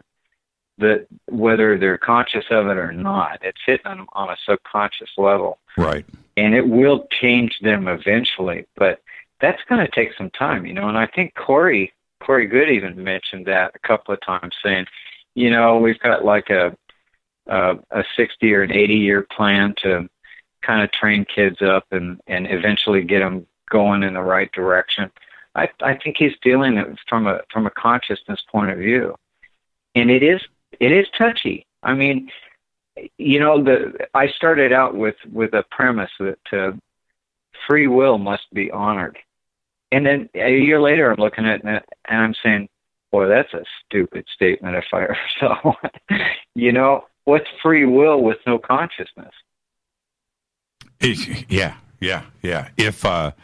If free will exists, I'll leave you with that. That's for another show. Thank you so much, Ray, and enjoy the rest of your weekend, my friend.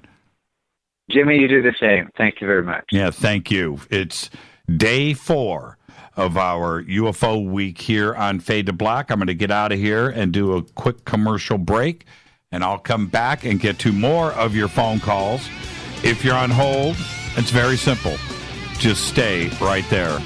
This is Fade to Black. I am your host, Jimmy Church. I'll be right back after this short break. Stay with us.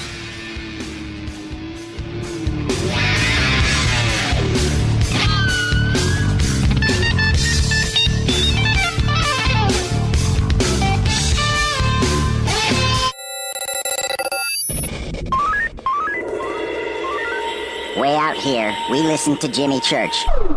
You're listening to Fade to Black. Always on the edge of the hottest alternative talk. Jimmy Church with Fade to Black. KGRARadio.com. ¿Qué tal, mis amigos? Yo soy Mario Carson, el tiburón, y los invito para que escuchen a mi buen amigo Jimmy Church Radio. ¡Claro que sí!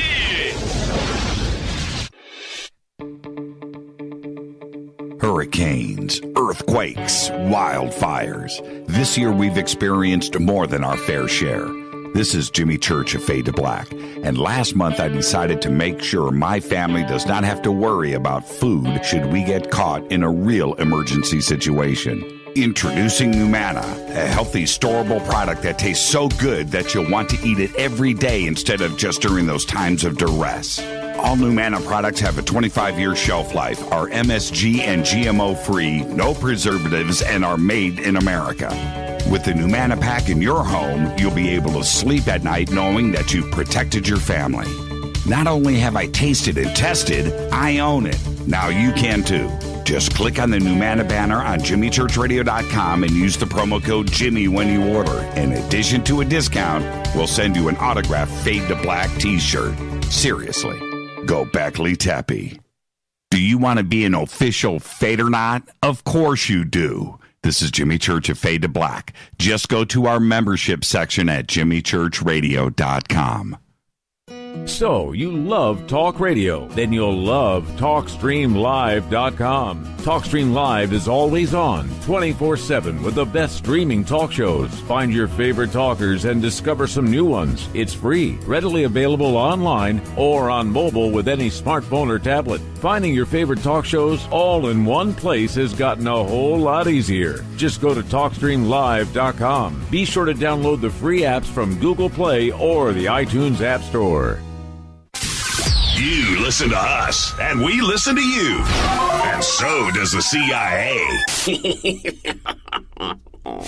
KGRARadio.com. If you have hard water, the lime scale not only leaves white spots, it clogs pipes and breaks down appliances, costing you hundreds of dollars in energy and wear. Eliminate lime scale and other water issues like brown staining and bad odors with HydroCare water products, available from Wave Home Solutions. Wave's affordable water systems don't use salts or chemicals. You'll love the way your water tastes, smells, and looks. Satisfaction guaranteed. For more information, go to bestwater123.com. That's bestwater123.com. Are you intrigued by paranormal talk radio? You'll love the new paranormal radio app from TalkStream Live. You'll find a great selection of talk shows covering UFOs, ghosts, strange phenomena, and much more. Download the paranormal radio app now and start listening to the very best in paranormal talk entertainment, including the network you're listening to right now, the paranormal radio app, free in Google Play and the iOS App Store. You are listening to Fade to Black with Jimmy Church on the Game Changer Network. Oi, oi, I'm Reese Evans. You're listening to Jimmy Church. This is Revolution. The revolution will not be televised. The revolution is on radio. Ciao.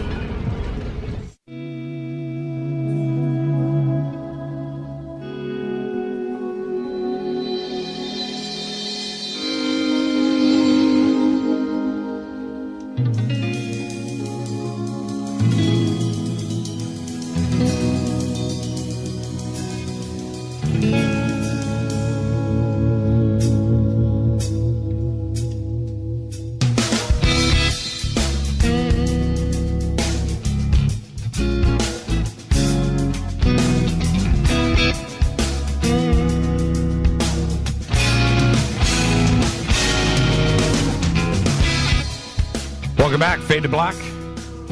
Thursday night, Fader night. Open lines all night long. Day 4 of our UFO week here on Fade to Black. So tonight, it's all of your UFO calls all night long. 323-825-5045 or 323-275-9695 or 818-921-6929. And up next, we're going to go to area code 917. You're up next on Fade to Black. Who's calling? Hey, Jimmy. It's Sarah Ann Dordell from La Costa. Oh, hey. How are you? I'm good. I'm actually calling from Wisconsin tonight. So next time I call, it's going to be Sarah Ann from Wisconsin. Oh, there you go. So I got 2 Wisconsin calls tonight. How cool is that? I know. It's looking good tonight. So what, are you moving from La Costa to Wisconsin? Yep, I did the trip. I'm here to help out my parents for a few months, and yeah. All right. So far so good. Just drinking beer, eating cheese, and trying to stay out of trouble. I know you are, and everything in Wisconsin has gravy. So that's the best. I mean, that's the best part of living there. It's so true. Nothing like it. So what's on your mind tonight, Sarah? I wanted to share a contact story, but first I just wanted to say to Joanne from Pennsylvania, it's so funny because my mom doesn't realize it, but she's clairvoyant, and I have a lot of experience with shadow people.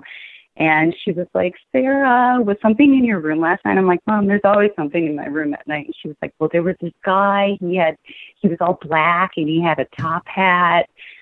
So it's just so weird that she was talking about it. But I want to tell Joanne, the shadow people, just wiggle your toes. Just wiggle your toes. Joanne, there you go. Just wiggle your toes. I'll go with out that. Of the paralysis. Yep. I haven't had a real I would need to stop and think about that. A real shadow being sighting. I mean, like in my room, like thing like that, some entity. I haven't had that. I've never seen it outside of dream time. But I think they're kind of always around, and some people see them and some people don't. I don't see them anymore. I don't encounter them in dreams anymore. I don't want to. But for anybody that is, it's not fun. Wiggle the toes. Somebody just posted, this is Kevin just posted, I'm popping this up on Twitter for everybody. You got to go check it out. Me sneezing on the bunker cam. During the commercial break, I sneezed, and somehow he caught it. It's only 1 second. I mean, how long is a sneeze? How long is this? Right? How long is a sneeze? And he's got it. It's that guy's on it. He deserves some props. Man, I just retweeted. I had to do it. There it is. All right. So when it comes to entities, do you see shape? Yeah. No, not really. I mean, I see a lot of stuff during waking time. Usually, I don't see the dark stuff anymore. Thank goodness. I see just a lot of silhouettes of light beings. Actually, when who's the guy from Australia? Peter Maxwell Slattery. Yes, the way that he sees entities has been very helpful to me, because how he describes it is very similar to how I see it. Kind of like it's being projected and see-through, like a ghost, but not really, and shimmery. And actually that takes me to my contact story, because back in 2014, I had one of the craziest contact experiences of my life, or I guess sightings that then led to me seeing a lot of things and feeling like I'm being taken or something. But I had sort of my awakening in 2014, and I think, at least in my experience, what happens is, you kind of open up and then you see a lot of the darkness as well as the light stuff. And so it was really, really scary, and I wasn't sleeping at all, because if I fell asleep, I knew I was going out of my body or I was being taken, and I just didn't feel like I had control. So I didn't sleep most nights. I would just get up and kind of walk. And I was living in Del Mar at the time, kind of by Dog Beach. I don't know if you're familiar with that area. Yeah, of course. Yep. So in late September in 2014, I was walking, and it was about 2 a.m, and I got to Dog Beach. So the horizon was clear facing east, and all of a sudden everything turned kind of red, as if I was looking through a filter or something like that. And that happens to me now when I know that I'm kind of going in between dimensions or something, some sort of contact is about to happen. And I even saw this girl on Dog Beach by the volleyball nets, and she was with a dog that looks like a bull terrier, what could be kind of a threatening dog. And I almost went up to her, but I walked very close by, and the dog didn't even react. And I was like, what is going on? It was like a Twilight Zone moment. And I looked to the east, where the fairgrounds normally would be. And again, it was really late at night. And I saw this reddish orange orb in the sky. And at first I thought it was fireworks, because it was going straight down perpendicularly, and it had a golden sparkly trail. And then I was like, well, wait a second, it's September, it's 2 a.m. This is because it was big. I mean, it would have been like a big fireworks show. And then it started, as soon as I engaged with it, it started to go horizontal, back and forth, like in a serpentine motion. And it was going up. So clearly it was not a fireworks display. And I was like, that is a UFO craft. And wait, it's also a dragon. Or it was communicating that it was some sort of dragon. Just like, like on Chinese New Year. That's exactly what I'm picturing. Yeah, exactly. Yep. Yeah, so I think, I share this story because there's a message in it for everybody, and I think it's relevant to now for some reason. but that was my dragon UFO. And I knew that it was not of this world, and it was definitely not any sort of fireworks display, because when I've seen craft before, all of a sudden they'll just phase out, as if they're disappearing, and there's no clouds in the sky. They're just gone. And that's exactly what this did. The whole body, the whole show, the head of the dragon, which would have been, I guess, the main craft, it all disappeared at once, and it was making a huge path. It just phased out and it was gone.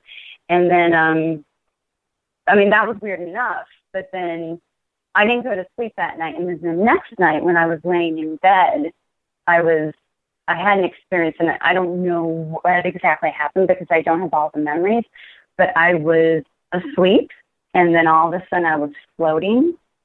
And in sort of a similar pattern as that craft had shown, where it was all horizontal, I floated out of my bed, through my bedroom door, through my kitchen, out the front door, and that's the last thing I remember. They had to have been connected. Do you think they were connected? It was absolutely connected. Absolutely. When you first described that to me, and I'm thinking about Del Mar and that area, I'm thinking possibly military, the Marines, maybe a helicopter dropped a flare. But if it didn't go to the ground or burn up or disappear, and it's going, on its own and then goes back up, that's not military. That's not a flare. You saw something very, very specific. That's a very cool sighting, Sarah Ann. Yeah, it was it was the craziest that I ever have, and it keeps coming up in my memory. And that's why I wanted to share it tonight, because there's something relevant. I don't know if it has to do with like this planet behind Neptune. There's just something happening where there's all this, dragon energy, and I don't know what's up, but I just wanted to share it. I can't wait. And somebody else is going to call in and go, same thing happened to me. Watch. I hope so. Thank you so much, Sarah Ann, and enjoy yourself out there in Wisconsin. I will. Thanks so much. Thank you so much. Love Wisconsin. I do. I love Wisconsin. I mean, I grew up on the border there, so we were always heading up, the Wisconsin Dells and going up to the beaches up there, and it was just it was right there. I love Wisconsin. Let's go to area code 803. You're up next on Fade to Black. Who's calling? Hey, Jimmy. Hey. This is an honor. I've been actually hiding in the shadows. This is Reverend Moonchild. Hey, Rev. How are you, man? Wow. Well, I've been better. I've been worse. You know how that is. And do you qualify as a first-time caller? You do. Yes, I believe so. That's the first time I've ever spoken to you. Wow. Well, it's good to finally connect the voice to not only a fade or not, but somebody that has been active, for years on Twitter with this show. But welcome. How are you, man? It's UFO week. Yes, it is, and that's actually why I'm calling in. Most of you have already read my mother's story on Stellar. Figured it was time I actually put a voice to the story. Sure, let's have it. Well, like I said in the story, since I was 12 years old, I've known that my birth was not very unique. It was unique. It was kind of different, because my mother was told that she would never have another child after her first one by several doctors. She went through many doctors who told her the same thing, that her scar tissue was too bad, that there would be no way, and she did have a miscarriage before me. Mm-hmm. I was a surprise. Found out at the dentist. Back then, they used to give you pregnancy tests before they actually would give you a dental exam. And when she found out she was pregnant, my dad about fell out of the car. Right. So what happened? But,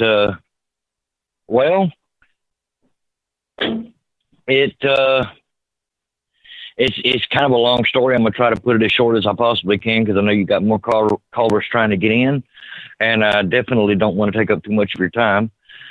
But she was told that she would never have another child, and in the process, she started being abducted. She was terrified of the subject. My dad was really into it. She was terrified. But she started having experiences at night after he went to work. He was working at the Biltmore Dairy. At the time, it was still a dairy farm in Asheville, North Carolina. Mm-hmm. And she would come home. He would come home, and she would be hysterical. So she started doing a journal for her dreams. And it seems that somehow in that process, they decided that they wanted to give her a gift, according to her journal. God rest her soul, she left us about a year and a month ago. So unfortunately, I have found answers after she left, because I have my own theory on who it was. In 1975, there was a flap over Paris Mountain and in the Appalachian Mountains. I'm sure anybody can look that up. The story's out there. But she was being visited by a group of what she called Greys. I'm not so sure anymore. I think I have my own theory on who they were because of how I turned out.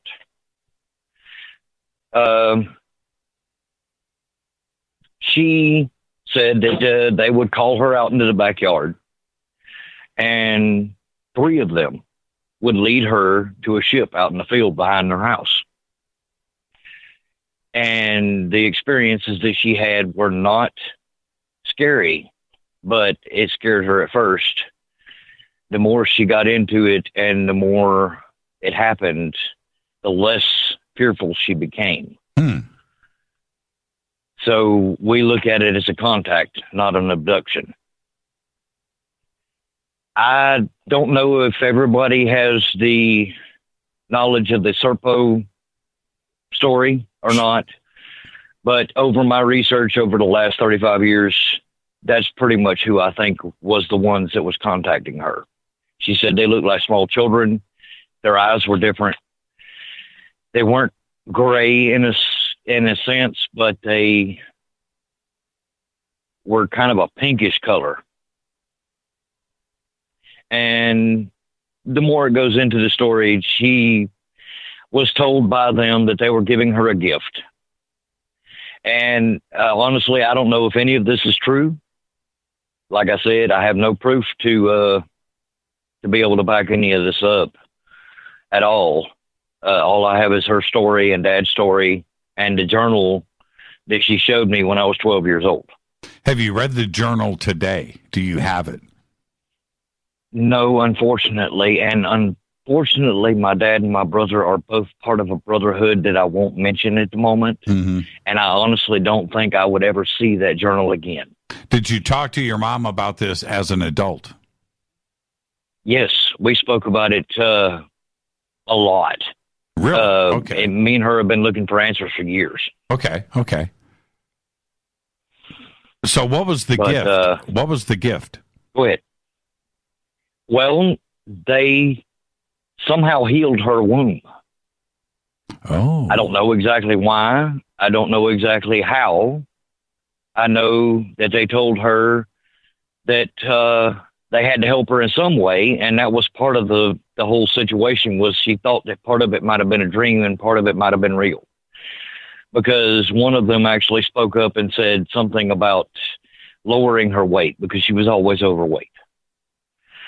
And when that one spoke up and said that, another one actually said to her and to the rest of the beings that were around her on the table that would be too much of a change, and it would be too noticeable, and it would be too hard for her to explain. So she was actually listening to all of that, but then they kind of put her out. The main one that was doing the speaking told her that she would be fine, that they were giving her a gift, and it would not be something that she had to explain very well. But it ended up 9 months later, here I am. in August 10th of 1976 in the year of the dragon under the sign of Leo. Right. I don't know if that has anything to do with it or not, but it's just something that goes with the story. I started out very young, being able to memorize music almost instantaneously, which is why I brought in the Serpo story. Is because if you look at the Serpo evidence, these beings that they speak about were musical.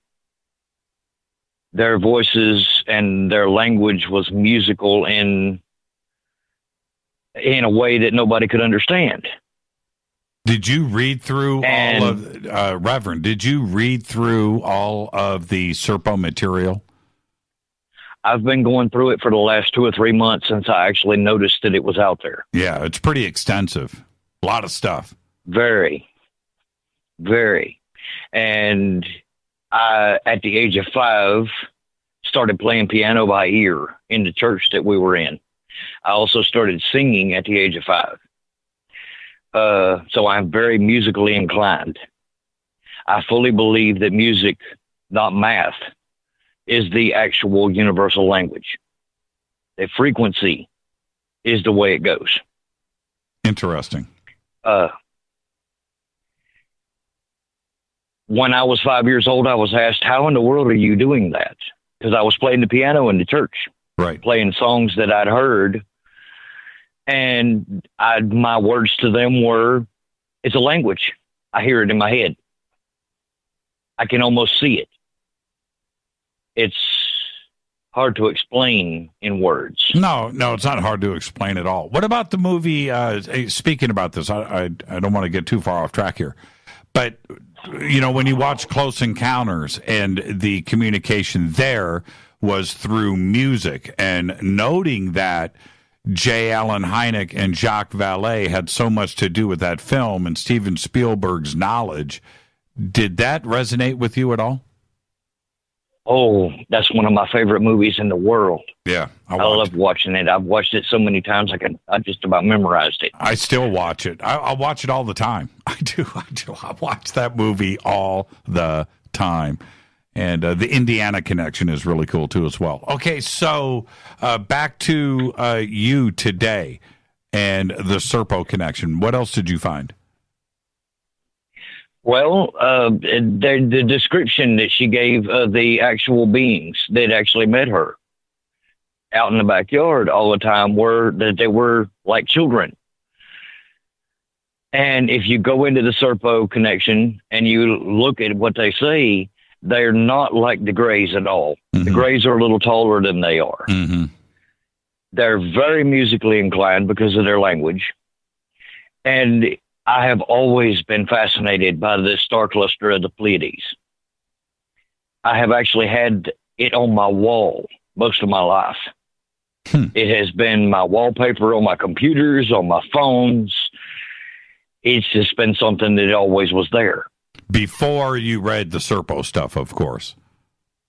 Very much so. Yeah, that's it. The first computer I ever had was, let's see, I was probably 15 years old.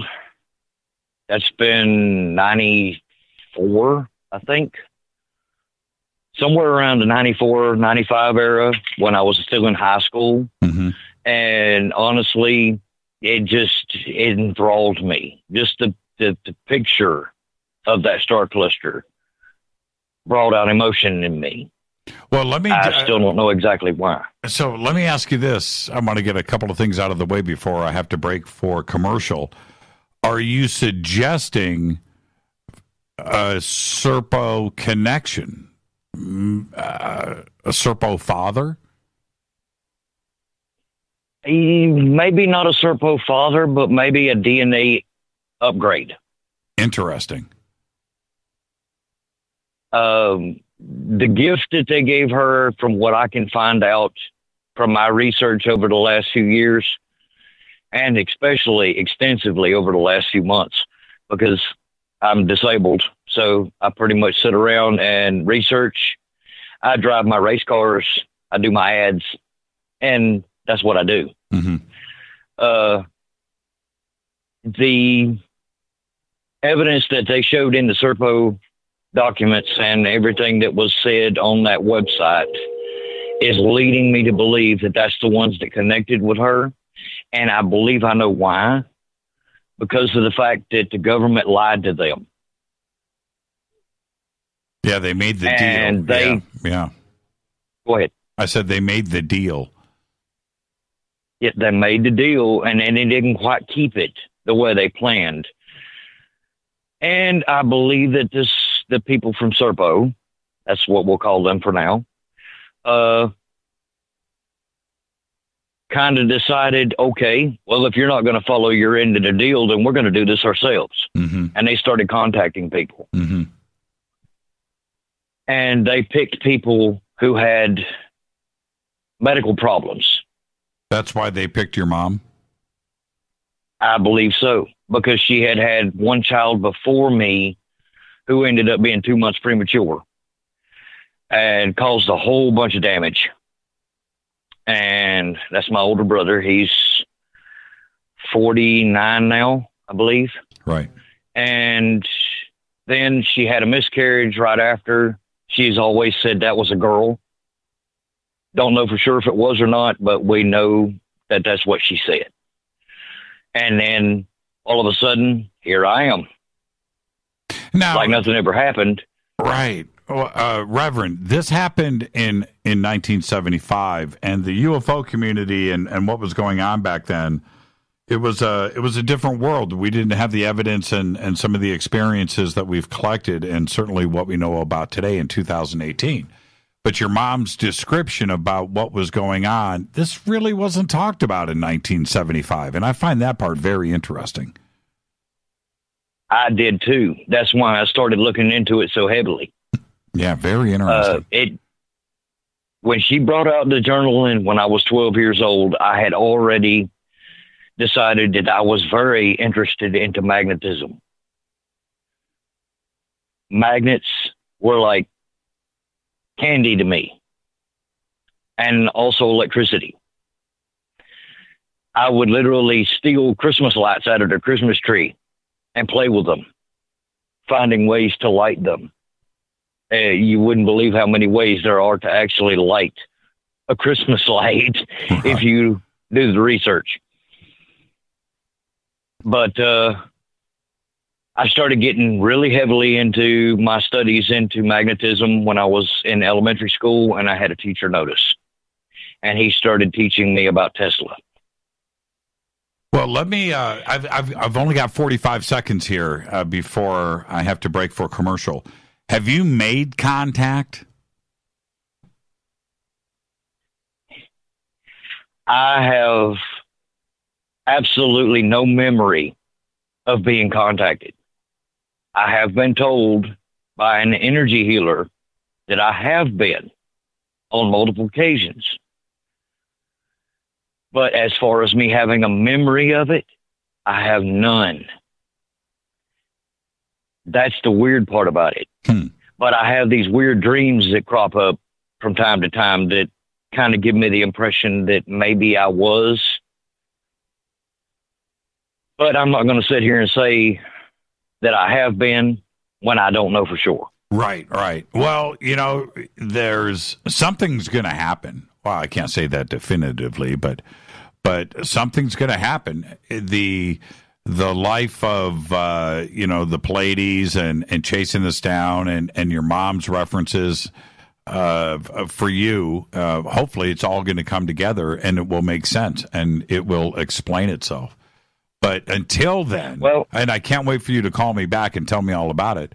But until then, just stay on top of it. I've got to break for a commercial here, Reverend. Don't be a stranger, okay? Oh, I won't. Believe me. It's an honor to speak to you, sir. Thank you. Finally, after all these years. Thank you so much, Rev. You have a good night, sir. You too, Reverend.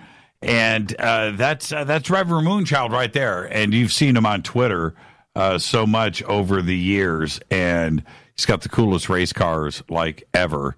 And you can go and look at all of his stuff right there on Twitter. But that is an amazing phone call That's what I'm talking about. This is Fade to Black. I'm your host, Jimmy Church. If you're on hold, stay right there. And when I come back, we will continue day 4 of our UFO week right here on Fade to Black on the Game Changer Network and KGRA, The Planet. Follow me on Twitter at JChurchRadio. It's very simple. Email is jimmy@jimmychurchradio.com. I'll be right back.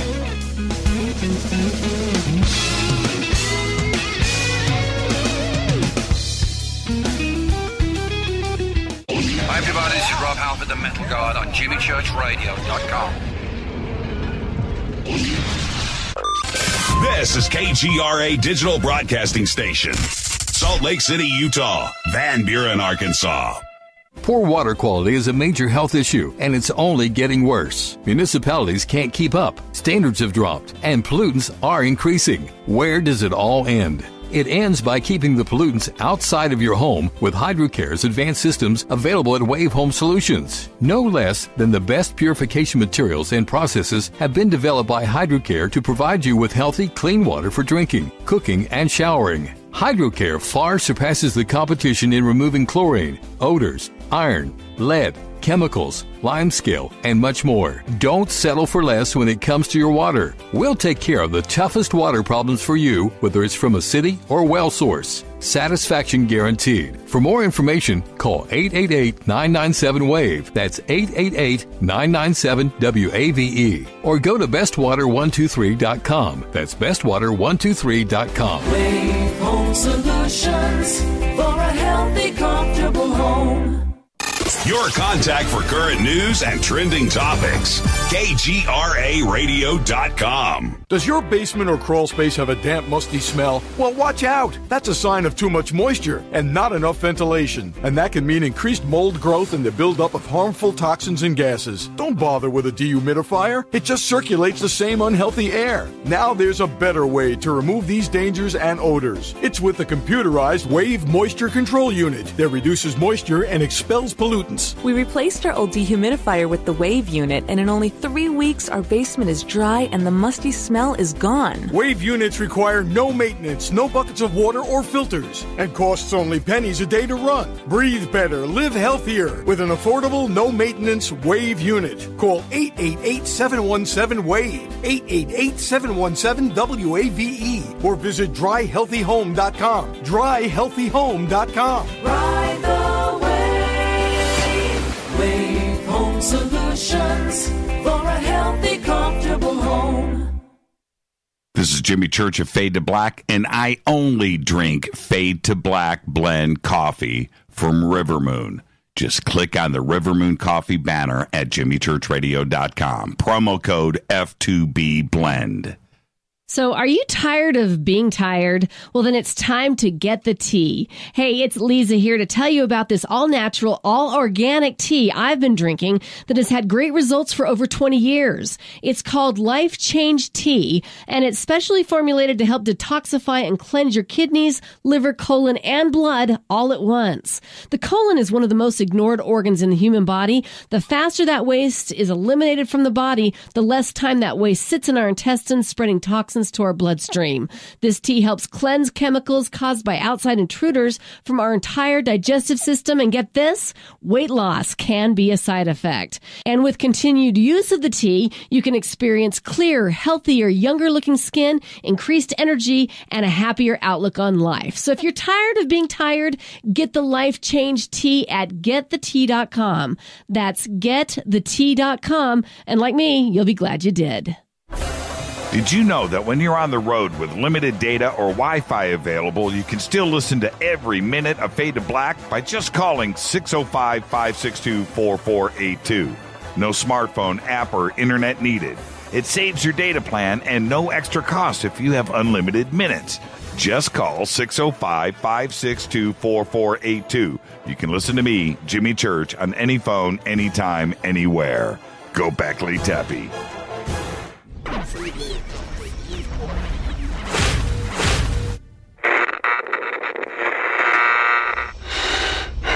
You want to know a secret? I love ponies. I really love ponies. I'm serious. I couldn't stay sane without ponies to brush. Why fade to black? Because you never got that pony, damn it. This is Fade to Black with Jimmy Church on the Game Changer Radio Network and KGRA, the Global Radio Alliance.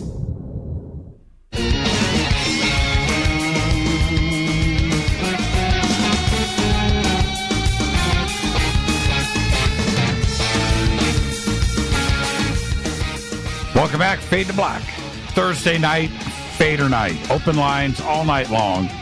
Capping off our UFO week here on Fade to Black. Tonight is day 4. Your UFO phone calls all night long. Been great, man. The phone lines have been jammed up. And let's just get straight back to it. 323-825-5045, 323-275-9695, or 818-921-6929. Let's go back to the phones. Area code 909. You're up next on Fade to Black. Hi, Jimmy. How are you? I'm doing good. Who's calling? My name's Cameron. I'm Shane Seymour's little brother, the inventor of the VCMD. Oh, yeah, I remember Shane. How's he doing? He's good. He's doing good. He's been helping me out in life and got me a dog and got my car running good and stuff like that. He's been pretty busy. Right on. What was your name again? I'm sorry about that. My name is Cameron. Hey, Cameron. Welcome to the show. Thanks.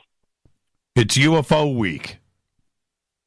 Well, we live in Big Bear, California, and most people who know Big Bear knows that it's a volcano, and we have quartz and stuff in the ground, and we see really odd things at night.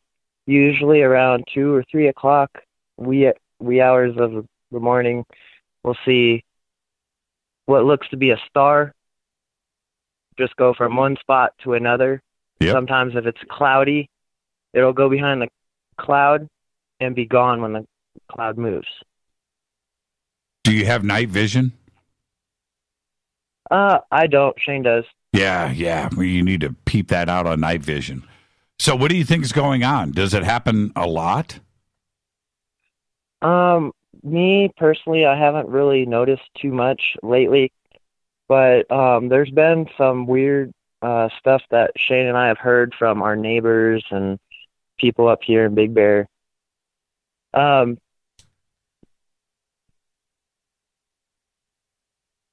guess you could say the oddest thing that's happened, at least on our property, was there was a full moon out, and all of a sudden we would hear a noise, and we go outside and there'd be nothing.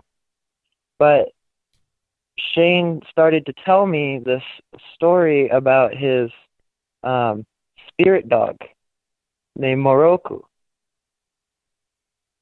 And Moroku apparently patrols the yard and stuff like that, and keeps evil things from coming on this property. Okay. Now I've heard things, like I've been sleeping and heard loud noises on outside my wall and whatnot. Moroku hasn't really done anything to me, but he has shown himself. He has shown himself to several people, and once Moroku has shown himself, they don't want anything to do. They're out of here. They're running away so scared. Have you seen him? I'm not sure. I've done, me being a dumb kid, I've done experimenting and stuff like that, and I think maybe once I've seen Moroku, but I don't really think so. But however, Shane has this weird thing about him to where if he says something, it happens and it comes true. Right. He predicted that I was going to be in a car wreck. He didn't know how severe or what was going to happen, whatnot, and he tried to keep me from going to my auntie's down in Lake Elsinore. And for some reason, I just ignored him and went, and got into a confrontation with my brother when he told me not to, and wound up getting in the car with him after he had been drinking, and we were in a bad car wreck. We were on Highway 74, which is one of the most dangerous highways in California. That's right.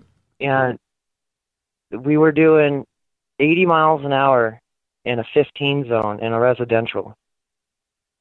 And all of a sudden I see this big S-turn coming up, and I look at the speed, and he's not paying attention. The lights aren't bright enough. And so I lean back in my seat, and I cross my arms and try not to tense up. And we wound up smacking a telephone pole. We spun around, caught the dirt, flipped 3 times, and smashed into a boulder. And in that accident, we both walked away. But I benefited off the accident because Shane knew that it was going to happen, and he warned me about it, and I let it slip my mind. But I used to be schizophrenic. I used to hear voices and see things and whatnot, and people would call it an illness and whatnot. I didn't believe it was an illness. In fact, I thought it was a gift. I just had to learn to manage it and control it. Okay. And when I hit my head just right in that accident, the voices and seeing things stopped. Really? Yeah. Very interesting. Now you listen to Shane, don't you? Yes, I do. You do. I do. If he has something to say, if I'm about ready to do something stupid, he'll look at me and just call me a dummy. Yeah, right, and right. laugh at me and tell me, don't do that. Right. Yet if I do it anyway, and if it hurts me, he'll sit back and laugh at me, be like, "I frickin' told you, ha ha ha." Yeah, right. Well, he's a very bright young man. I'm very interested in this star that's moving around, and what you should do. And I would like to hear back from you, and tell Shane to call me someday. But write down what time. What day and what time that this occurs, because I'm always out there looking too, and so are others. But you're going to let us know, and you know, Cameron, that somebody's going to call me up and go, "Dude, I saw it too," right? And yeah, and that's what you should do, Cameron.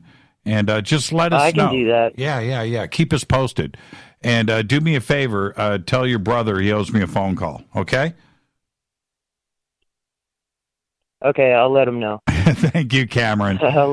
Yeah, no problem. Have a good night, Jimmy. Yeah, you too. Thank you for the phone call, and enjoy the rest of your weekend. Oh, I will. I got a lovely 3-month-old puppy I get to play with now. That's what I'm talking about. What kind? She is a Akita Husky. Oh, beautiful. Bright blue eyes, bright blue? Yeah. Oh, man. She has, she's got a tad touch of wolf. Yeah. You should take a pic. What's her name? Her name is Willow. Willow. Take a picture of Willow. Post it up there on Twitter for me, will you? Yeah, I can. I can definitely do that. Thank you. Everybody tends to love her. I know, right? Cameron, enjoy the rest of your weekend, and I'm going to go look for Willow's picture right now. Thank you so much. Yeah, no problem, Jimmy. Thank you, Cameron. And there is nothing better than a 3-month-old husky picture. There's nothing better, is there? Let's go back to the phones. Area code 918. You're up next on Fade to Black. Homicide Coast to Coast. Fade to Black. Who's calling? It's Marilyn. Hi, Marilyn. How are you? I'm good. Doing good. Well, don't be so excited, Marilyn. You made it through the phone lines. I'm just nervous, so. Don't be nervous. Yeah. Oh, stop. Stop. It's Thursday night. It's Fader night. It's UFO week. It doesn't get any better, Marilyn. And to top it all off, I'm talking to you. So let's go. Bring it. What have you got? It's UFO night. Okay, so I got another dream. I had a couple of weeks ago. So I woke up around 2-ish, 3, if I forget. I was really thirsty. I went to go get water, and I went back to bed. And so the dream went like, so my boyfriend and I, we went out in the country because that's where his parents live. They got a lot of land and stuff.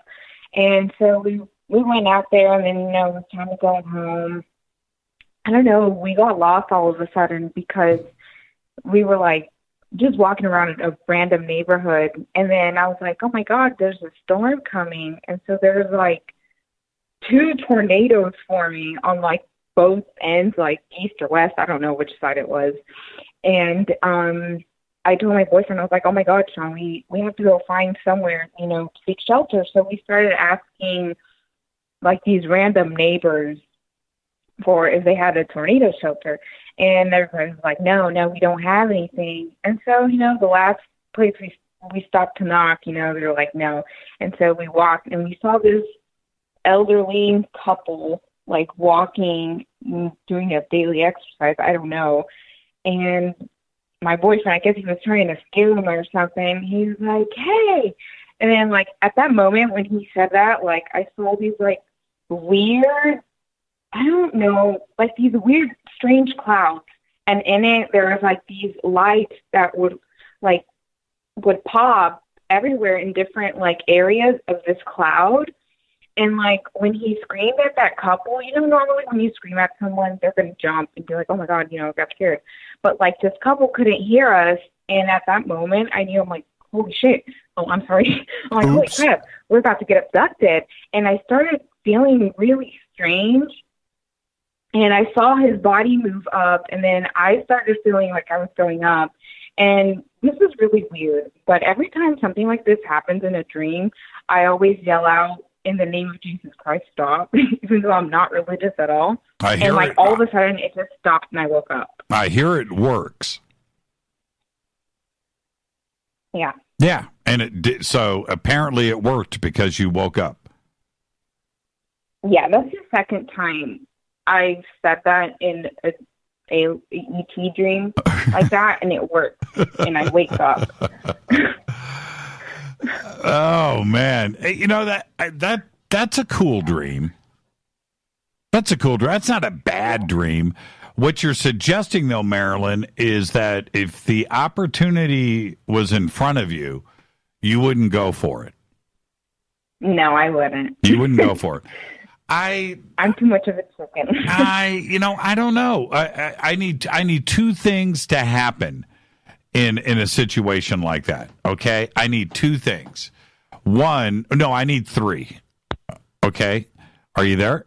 Okay. Yeah, you sound like you disconnected for a second. Okay, I need 3 things to happen. 1, I need Rita to be with me, and I want to know if she can come with us. That's the first thing. She's not going to have a choice, right? If I go, she goes.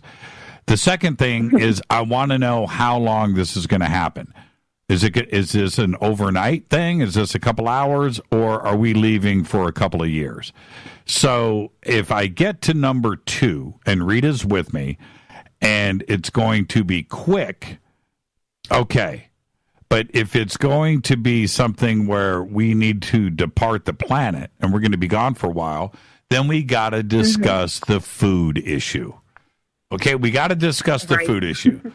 So if we can get past that, where I know that food, look, I don't want to go somewhere to another planet for a couple of years and I've got to put up with bad food.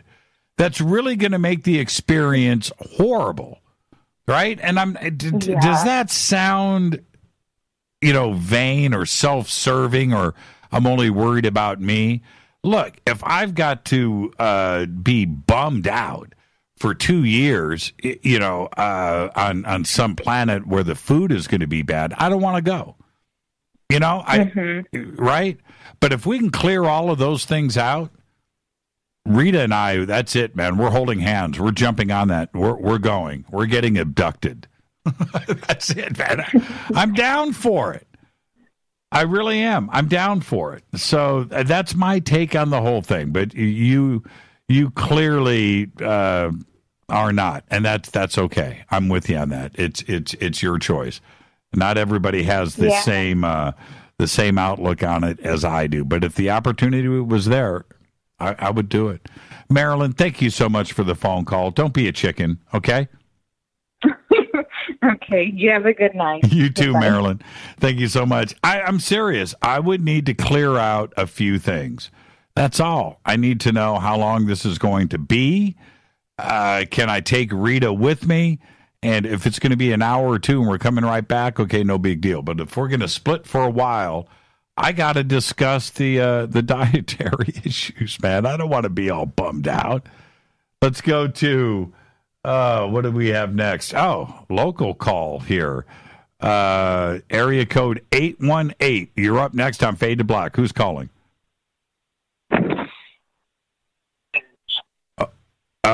You're there. You're live. Okay, let's do that. Let's see here. Area code 831. You're up next on Fade to Black. That's me. I'm Chaz from Santa Cruz, California. I have a story about a zipping neon light that went back and forth, how you were talking about a few callers ago with, I think, Steven, where you said you saw a zipping neon blue light. I saw a green one. Really? And it zigzagged? Yes, and almost at the time, it looked to me, at the very first time, there's nothing possibly around. It looked like it was scanning, but then years later till now, I'm thinking, okay, like maybe some other thing. Let me tell you a story real quick. Okay. So I'm right next to Harvey West. This is a graveyard, and I'm not necessarily in it. I lived in a house next to this levee where I walk my dog. And I was walking my dog, and he was up on this hill, probably about 15 feet away. And, you know, I was looking at him to make sure he wasn't putting his face in poison oak or whatever. And so it was just a green light that went back and forth down the whole hill, and that's it. I had never seen anything like that. Never heard really anything like that either. Oh, it happens all the time, man. And you happen to be at the right place at the right time to see it. That's cool. That's cool. You know, I had no explanation. My only rational explanation was at the time was someone in an airplane doing something with a laser, but it was pretty. I know what I saw. Yeah, Chad, that's cool. My daughter, Diana, came in the house. This was after the show. Rita and I got home. We had food. It was probably 10:30, 11 o'clock at night. She gets home from college, and she comes in and she goes, she's waving her cell phone. She goes, look at these pictures that I just took. And we're like, what? And she goes, there was a green orb outside of the house. And as I pulled up in the car, and I jumped out and I took a picture of it. And then it went around the back of the house and I took pictures. I was like, what? And she hands us her cell phone, and it was about the size of, I don't know, between a basketball and like a grapefruit. You know, it wasn't as big as a basketball. This was the size of like if you stuck a stick in a fire pit and then like used it to try to write your name. Yeah. It was that. Yeah. And I had someone with me too. They did not see it, but we also are longtime listeners of the shows. Right. And this happened about 10 years ago. Yeah, this is so cool. And she had pictures, man. One of, she had a picture of it out in front of the car, and then another one with it out in front of our house around the second story. And then it moved around the house to the backyard, and she took about 5, 6, 7, 8 pictures. And she was just freaking out. Now, first off, she knows what this show is all about. She hears me talk and knows the stories and things, but she's not in our world, right? And so for this to happen to her, I loved it. And she grabbed a whole series of pictures. There they were. So, you know, you're not the only one. I don't know what it is. You know, I can't explain it. I listened for many years, and I had to call in because I saw those zipping neon light before. There you go. Chad, don't be a stranger to the show, man. And if it happens again... Chaz. What's that? Chaz. Oh, Chaz, not Chad. Chaz. Yeah. And it's all good. It's all good. It's all good. Thank you, Chaz. Behave and be well. You as well. Thank you so much. Santa Cruz, up in the mountains. And I've got time for one more phone call before the break. Area code 702. You're up next on Fade to Black. Who's calling?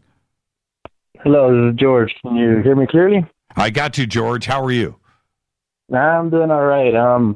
I was hoping to give me a few minutes. Yeah, I've got a story I've been wanting to tell. I've told a few people out here in Las Vegas about it.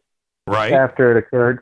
And a lot of individuals don't, they blow me off. Like, no, it's not true. It's impossible. You're a wacko. I don't care. Well, yeah, don't worry about that here. Don't worry about that here. What happened? What'd you see? See, here's what it is. I was helping out my brother-in-law, do a little bit of maintenance on one of the houses that he owns. And, he's going to rent it out.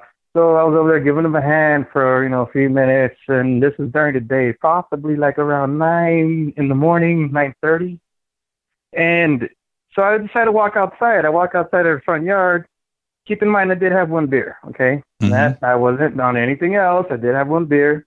My brother-in-law doesn't do any drugs, doesn't drink or anything. So I'm outside in the front yard, and I'm seeing now this Air Force base. They're going berserk. The planes are flying all over the place, and it's not the show. They have an annual show that occurs where, they're testing out all the jets and everything. And so it's like, no, this ain't the show. I'm like, what's really going on? Because they're just going in different directions. Normally, they're flying in some kind of pattern or doing something. No, they're going berserk. I'm like, something ain't right. So I decided to look more up towards the sky, and that's when I noticed a white orb. There's a white orb that it's on, and then every 2 seconds it blinks, like shuts off, turns back on. Wow. Shuts off, turns back on. I'm like, hold on. And then it's just sitting in place. See, back then, I didn't see any planes that could actually sit in place or anything. I mean, there wasn't really any drones flying around. People didn't really have them like that. This was about 7 years ago. Right. So I was like, something ain't right. And then back then, I really didn't have a nice phone either to be able to capture a video, or my camera wouldn't zoom in that well to be able to take a good picture. So I was like, no. And then I started noticing, besides it, is another white orb.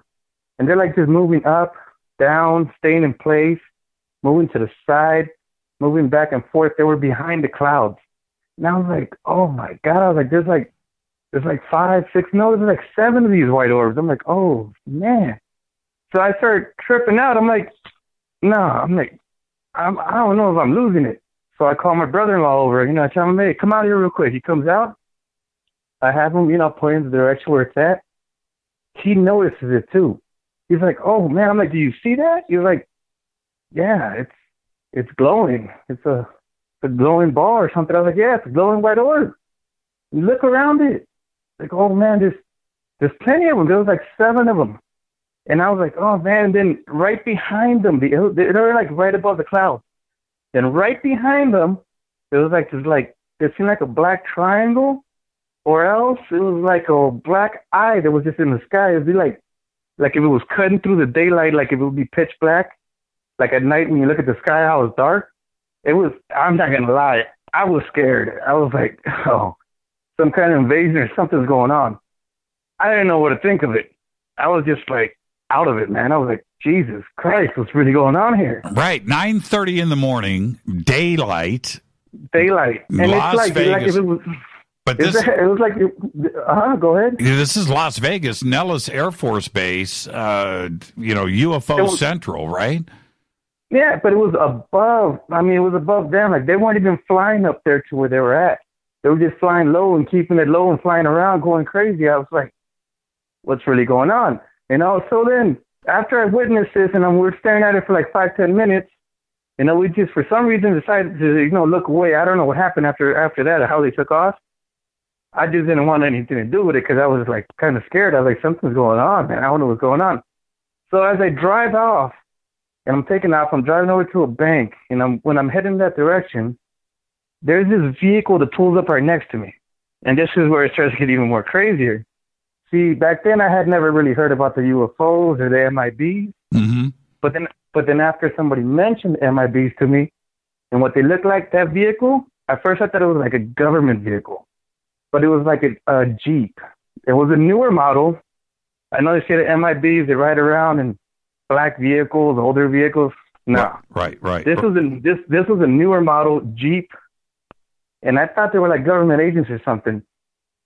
Oh, I'm telling you, man, these guys, they were pale white. It was a dude driving and a chick in the passenger side. A female, it was I guess a WIB. Because it's kind of man, obviously, you know what I'm saying? I mean, woman in black. Okay. All right. Yeah. A woman in black and a dude in black, but they were both pale white, and she was looking in my direction while he was driving and staring at me with some dark shades on. Her face, I don't know, it looked weird. It was like a blank stare, kind of, sort of, and it was like I was scared. I swear, like they're wearing masks or something, or I don't know what's going on, because they did not seem human at all. So I pulled back a little bit to get their license plates. They had none. There was no plates. That's when I really got scared. I was like, whoa, they got no plates to run around with, no plates in a new vehicle, dressed up in black suits, looking pale white. Oh, man, I seriously got scared. I was like, I don't know what I'm going to do. I lost him. I cut him off. I took off. I hit a few turns. Lost him. Never seen him again. But I swear to you, this is the truth, man. That's you know what? This is, what's your name? George. This is what's cool. You had one of the great experiences that you're ever going to have in your life. Right? And you know, and think about that. You know, most people don't have those experiences. And now when you hear not only people on this show, but anybody else that mentions, seeing a UFO in the sky or an orb or Men in Black or any of that, now you know that they're not crazy.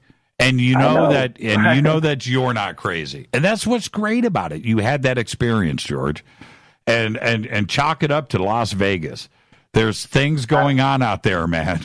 There are things going on in Las Vegas. Oh, there is, man. Let me tell you. And I used to kind of blow people off when they started talking. That's about what I'm stuff saying. Like that. You can't do it now. After that, I was like, no, man. I'm gonna listen to these people because I don't know, man. I mean, I have my own experience. Thank you so Hey, George, I got to break for a commercial. Thank you so much for the phone call, man, and don't be a stranger. Enjoy the rest of your weekend. All right, man, you too. Yeah, thank you so much. There you go. Nellis, and think about what he just said. Walked out in the front yard, 9:30 in the morning, fighter jets from Nellis flying all over the place, not in formation, and apparently chasing not one, but two orbs in the sky that were turning on and off. And then after that, it's the men and women in black. And that's why you listen to Fade to Black right there. This is Fade to Black. I'm your host, Jimmy Church. Thursday night, Fader Night, UFO Week. We have one segment left for your phone calls. I'll be right back.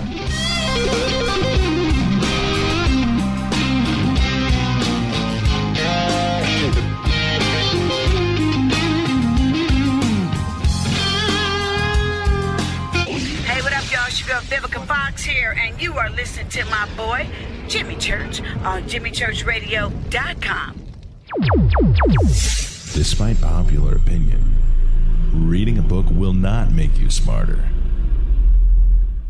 But listening to Jimmy Church will. Hurricanes, earthquakes, wildfires. This year we've experienced more than our fair share. This is Jimmy Church of Fade to Black, and last month I decided to make sure my family does not have to worry about food should we get caught in a real emergency situation. Introducing Numana, a healthy, storable product that tastes so good that you'll want to eat it every day instead of just during those times of duress. All Numana products have a 25-year shelf life, are MSG and GMO-free, no preservatives, and are made in America. With the Numana pack in your home, you'll be able to sleep at night knowing that you've protected your family. Not only have I tasted and tested, I own it. Now you can too. Just click on the Numana banner on JimmyChurchRadio.com and use the promo code Jimmy when you order. In addition to a discount, we'll send you an autographed Fade to Black t-shirt. Seriously, go Beckley Tappy. This is Jimmy Church of Fade to Black, and I take Life Change Tea supplements every single day. It's what I do. Click on their banner at jimmychurchradio.com. When you take the beans from Central America with dashes of Indonesian and African mixed in and then roast it to the dark side of Fade to Black, you create the ultimate brew of fringe. Introducing the Fade to Black blend from Rivermoon Coffee. Yes, Rivermoon's darkest customized roast was created for the love of Fade to Black. The alchemy of masterful roasting and smoking the beans is in every sip of this full-bodied, dark Java. I need my coffee dark, deep, with distinct bittersweet chocolate highlights, just like the bunker. Leaning further into the darkness of the roast is Fade to Black blend from Rivermoon Coffee. Just click on the banner at jimmychurchradio.com and use the promo code F2BBLEND for 15% off of your order today. Go Beckley Teppy. Hi, folks. CBD is the home run hitter for health right now. Why, you ask? Because of what it does for the body. Unfortunately, I can't tell you all about the benefit. You know, there's reasons. Do your due diligence and log on to ancientlifeoil.com. That's ancientlifeoil.com. Ancient Life Oil uses organic ingredients and is blended in coconut oil for some of the best benefits. Legal in 50 states and non-psychoactive. Log on to ancientlifeoil.com. That's ancientlifeoil.com. This is Jimmy Church of Fade to Black, and my family is safe because of Numana Emergency Food Storage. Just go to the Numana banner at jimmychurchradio.com. Promo code Jimmy10. Are you intrigued by paranormal talk radio? You'll love the new paranormal radio app from TalkStream Live. You'll find a great selection of talk shows covering UFOs, ghosts, strange phenomena, and much more. Download the paranormal radio app now and start listening to the very best in paranormal talk entertainment, including the network you're listening to right now, the Paranormal Radio app, free in Google Play and the iOS App Store. Erica, Brittany, Gabby, and you're listening to JimmyChurchRadio.com. It's not a lifestyle we chose.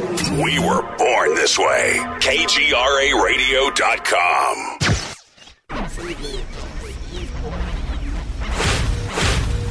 This is KJCR at JimmyChurchRadio.com.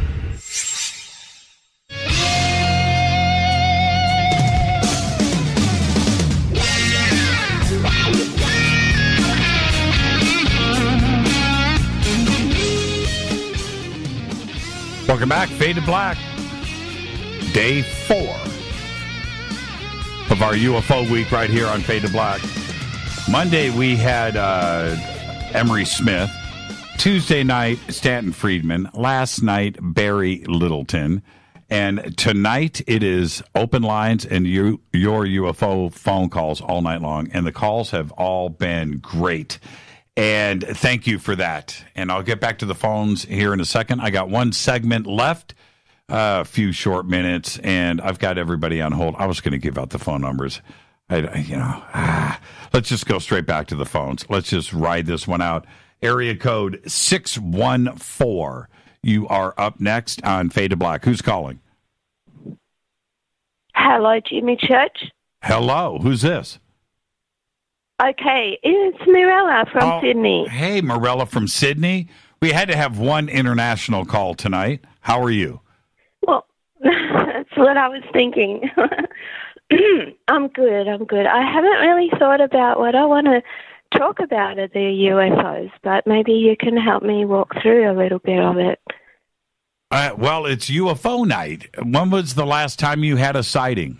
What was the biggest sighting? Have you ever been abducted? Well, I don't know about being abducted, but I have had 3 sightings, and I'm 56, so I was born in 62.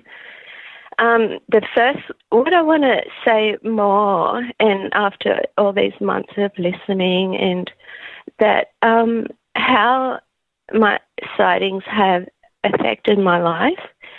And the first recollection of sighting was when I was maybe 6 or 7, and I saw what I describe as light beings out my bedroom back window. But I was asleep every night. We'd all go to bed, and the 4 of us kids, and I would hear that little, I know it sounds crazy, but I have heard a lot of people talk about the little owl sounds. But when I was that age, I didn't know what that sound was, and I was often really not scared of it, but really curious about it. But I'd listen and go to sleep. This one particular night, I thought, no, I don't know what this is, this little hoo-hoo sound. And I went to my back window, even though everyone was asleep, and I looked out the window and I saw these 4 light people or beings. They weren't people, but they were shaped like people. And I'm doing a painting at the moment, a big oil canvas of it now, because I've chosen to do the 3 sightings as a triage, a three well, you were 7 years old. Did you make contact? What did you do? What I did was I looked at them and I saw them, and I started to get really frightened. So I ran, because I wanted to tell Mum and Dad there's some people in the backyard, but that particular night, Mum and Dad had chosen to not open the door, because I used to go in there and sleep with Mum for a little while when I heard this little hooting, and then go back to bed like after a little while. And then this particular night, I found out later that Mum had decided not to let me in anymore, because she said I was too old to do that now.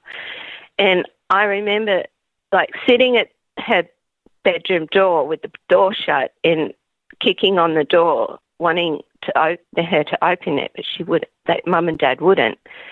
And I just sat there like, oh my gosh, what am I going to do? There's people in the backyard. So I went back to my bed and it was over, but I never forgot it. But the thing was that after that, I had a real affinity with, how can I say it? I was in a Catholic school, like a primary school, and in the hallway of my classroom, we'd have to walk down the hallway, and there was a big statue of the children of Fatima, with their sighting of the what they called Mary, the mother of Mary. That's strange to have in school. Wow. No, it was a beautiful Catholic school with gardens and, there were little Marys and statues in the garden and little grottos and things, and the chapel was there, and it was lovely. But after that sighting, I even had a little statue of Mary, and I put candle there. And at a really young age, I was really, really prayerful, and I loved going to chapel and things. And in the chapel, there was a piece of material behind Mary, the statue in the chapel, and we were allowed to there were gold stars, and we were allowed to go up at lunchtime and put a little person or prayer on the back of a star and pin it up behind this big statue of Mary in the chapel, and she would, pray for that person or whatever. And I did that every lunchtime. So that was the sort of little girl I was. And I also learned to start playing the guitar. So I was able to start playing the guitar and go to chapel and play hymns, and with some other girls that did that. And then not long after that, I contracted some strange bacterial infection in my eyes, which went on for quite a few years until I was 15. But every time I got one of these little lesions in my eyes, they'd have to laser it off or cortisone it off. So I was always left with a little scar on my cornea. Mm-hmm. I could see, but when I was 15, the whole cornea broke down and I had to have a big operation and have a cornea transplant. So that was from the age of, so then that was when I was 15, and I missed a whole year of school being in hospital. But the whole time I was really quite devotional, and quite reading the Bible and mostly reading the Psalms and things like that. So anyway, that's the sort of person I was. And I went on to study herbal medicine and iridology. And at the same time, I got a job at 16, which the doctor said, you will never be an artist because your eyesight won't be very good. But I was given a job at 16 from, when you go on work experience, and I was pretty good. So the boss gave me an apprenticeship in animation, and I did that for 4.5 years.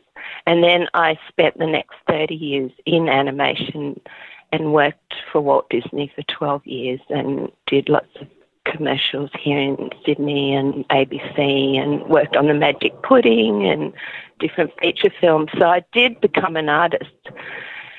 Then the second sighting that I had, was really, it was unexpected. And I wasn't into UFOs and all those things. I was just more into being a really good girl, doing things like reading and... Morella, let me move forward. The second sighting, what happened? The second was when I was it was about 2010. And through this big situation, I'd married a German, and I went to Germany to live.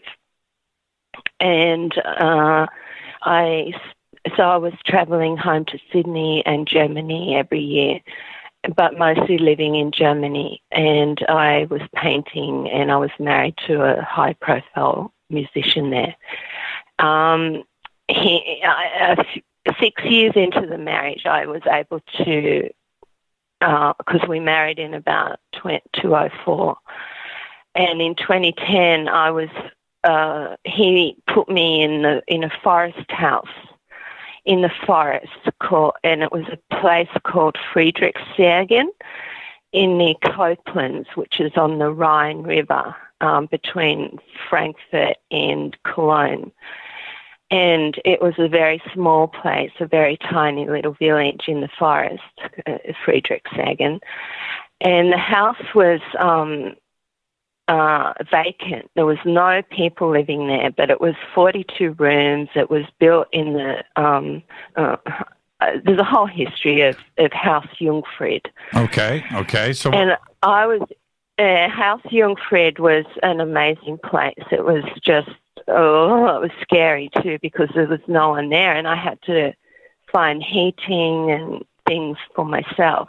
I won't talk about the marriage and why that all happened, but it did. Yeah, we're going to run out of Morella. We're going to run out of time. We're at the end of the show, so tell us about the sighting. Okay. I don't want to run out of time. Okay, here's the sighting. One night, I'm in this. I made this room into my room with my little dog, and in this big house, and it had an outlook onto the forest and mountains in the background. I was devastated. I didn't know how I was going to find money. I didn't know how I was going to get home to Australia. I didn't know what I was going to do, and I was in that room, and it had windows around. It was nighttime, and I had a little blow heater to try to keep me warm. I had that going, and there was a hum coming through that, and I turned it off because it was a hum like a choir of men. I know it sounds crazy, but I thought, what is that? And I turned off the heater. I thought it was coming through there. It still came through. I could still hear this humming, like this singing or humming like a men's choir.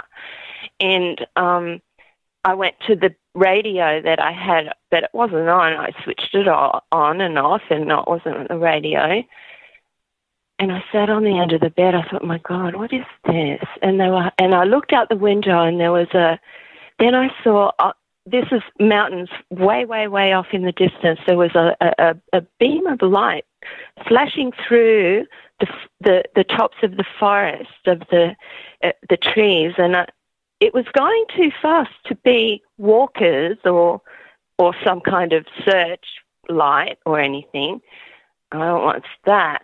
Anyway, it went right across the treetops into front of me, and then in an instant, I was standing in front of the window. In an instant, it shot in front of me. In front of me was what you call an orb.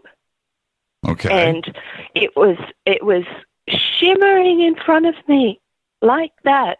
And I went, is it the moon? Could this, it was like not in any kind of logical thinking. I looked around to the other window, and the moon was through the other window. It wasn't the moon. It stood there in front of me, and I had a feeling like they were the same people, or the same feeling that I had when I was a little girl, with the light people, and then it left, just shot off up into the space, and that choir of angels or forest people, I don't know, the hum left as well. And I was stunned. I was completely stunned. In the morning, I ran downstairs to make my coffee. It was a huge house. And I said to the groundsman, I saw a UFO. He looked at me like, yeah, okay, that's fine. I didn't tell anyone after that. Anyway, it was not long after I came out of the forest. I was able to find my way and help through the SKF, which is the social. SKF in German means the Social Catholic Frauen, and they're like sort of the Salvation Army or whatever. They help people, but for women. And they helped me to get my way back to Australia with documents and so forth. And I was able to get a little flat in the meantime in the city. It was there that I went to the internet. I had internet there because for the last few years in the forest, which I lost time, don't know how much I was there. Maybe there were 2 Christmases because I remember making the fire in the garden for Christmas, a bonfire. And so I did that twice, and I remember winter, summer, spring, autumn, which are really distinct in Germany. But then I got on the internet, and the first thing I tried to do was find my brother, and I couldn't find his number or anything on the internet. But what I found was an article about him, and he'd had a UFO sighting in 2010 here in Sydney on the Central Coast. And I went, oh my God, I can't believe this. Adam, my brother, like with an article in the paper. And I still couldn't get onto him anyway. Then it was David Wilcox that was having a disclosure conference back in 2010, 2011. And so my first contact with any kind of information about UFOs was that. It was that disclosure. Because it was on the internet, and somehow I'd gotten there, and somehow I'd found it, and I was locked in then, and that was my first. And then I found it all started from that sighting in Friedrichshagen that began my journey into, well, this is real. My life is changing. What happened was after that sighting was everything fell into place. Even with Mimi, I had my dog. I had to do all her veterinary and all her quarantine paperwork in German. I didn't speak German very well, but I was able to do it. Door open, door open, door open, door opened, one after the other. and I found myself back here in Australia. That was 6 years ago. And so since then, I have had a lot of trauma. Okay, it goes with everything, and everyone has it, trauma and so forth. But I believe that they have always, that sighting was such a feeling of this is the same people, or the same, yes, they are the same, what do you call them, people or entities or ETs? You call them whatever you want. But Morella, I'm at the end of the show, and I want to say this before I go. You're painting these, so after you get those done, I want to see them and post them up on Twitter. Okay. I will. Okay. Thank you. Thank you so much, Morella, and be safe and be well out there. You've got. I will. I'll call you again soon. Okay, and post the pictures. Okay. When I get them done, I will. Thank you so much, Morella. Be safe. Enjoy the rest of your weekend. Love you all. Right on. Great. See the combination of having something start at the age of 7 and then resolve itself so many years later, 2010, and that orb making it back to Australia, and being able to paint it and preserve it. I do. I want to say I want to see those images. I really, really do. So do post those up on Twitter, Morella, and email them to me too as well. And that's going to wrap our show. You know what? I've got a bunch of calls that have been on hold. I'll squeeze in one just to say good night. Area code 505. Last call. I know I've only got 90 seconds, but who's calling? Hey, this is Jared in Albuquerque. Hi, Jared in Albuquerque. How are you?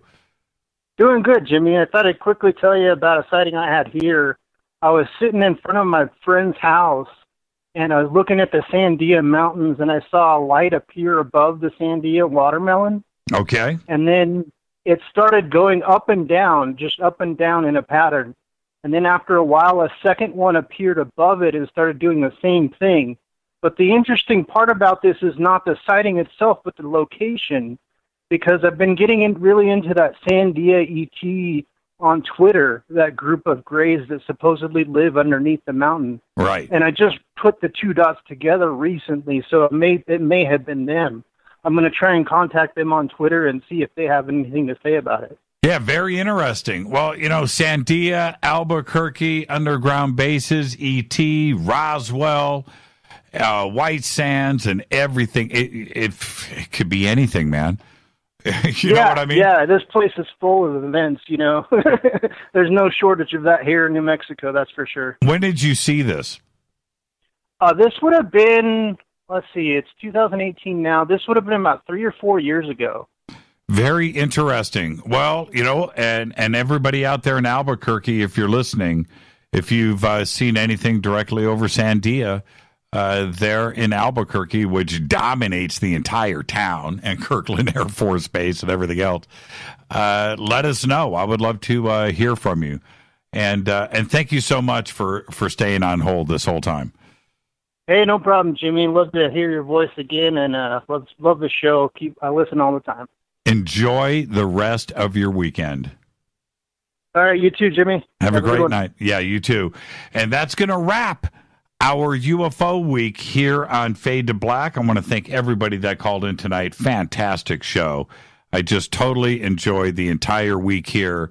And then to go and blow through back-to-back-to-back phone calls for 2.5 straight hours on this program makes my life complete. Thank you, everyone. Fade to Black's executive producer is Rita Camarion. Show is produced by Hilton J. Palm, Renee, Dennis, and Bob. Announcers are Steve Harder, Gene Vitoa, Mark D. Kovar. Webmaster Drew the Geek. Music, Doug Aldrich.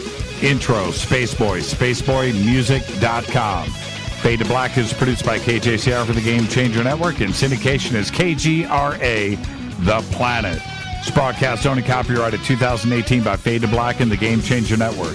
It cannot be rebroadcast, downloaded, copied, or used anywhere in the known universe without written permission from Fade to Black or the Game Changer Network. I'm your host, Jimmy Church. You can follow me on Twitter at JChurchRadio.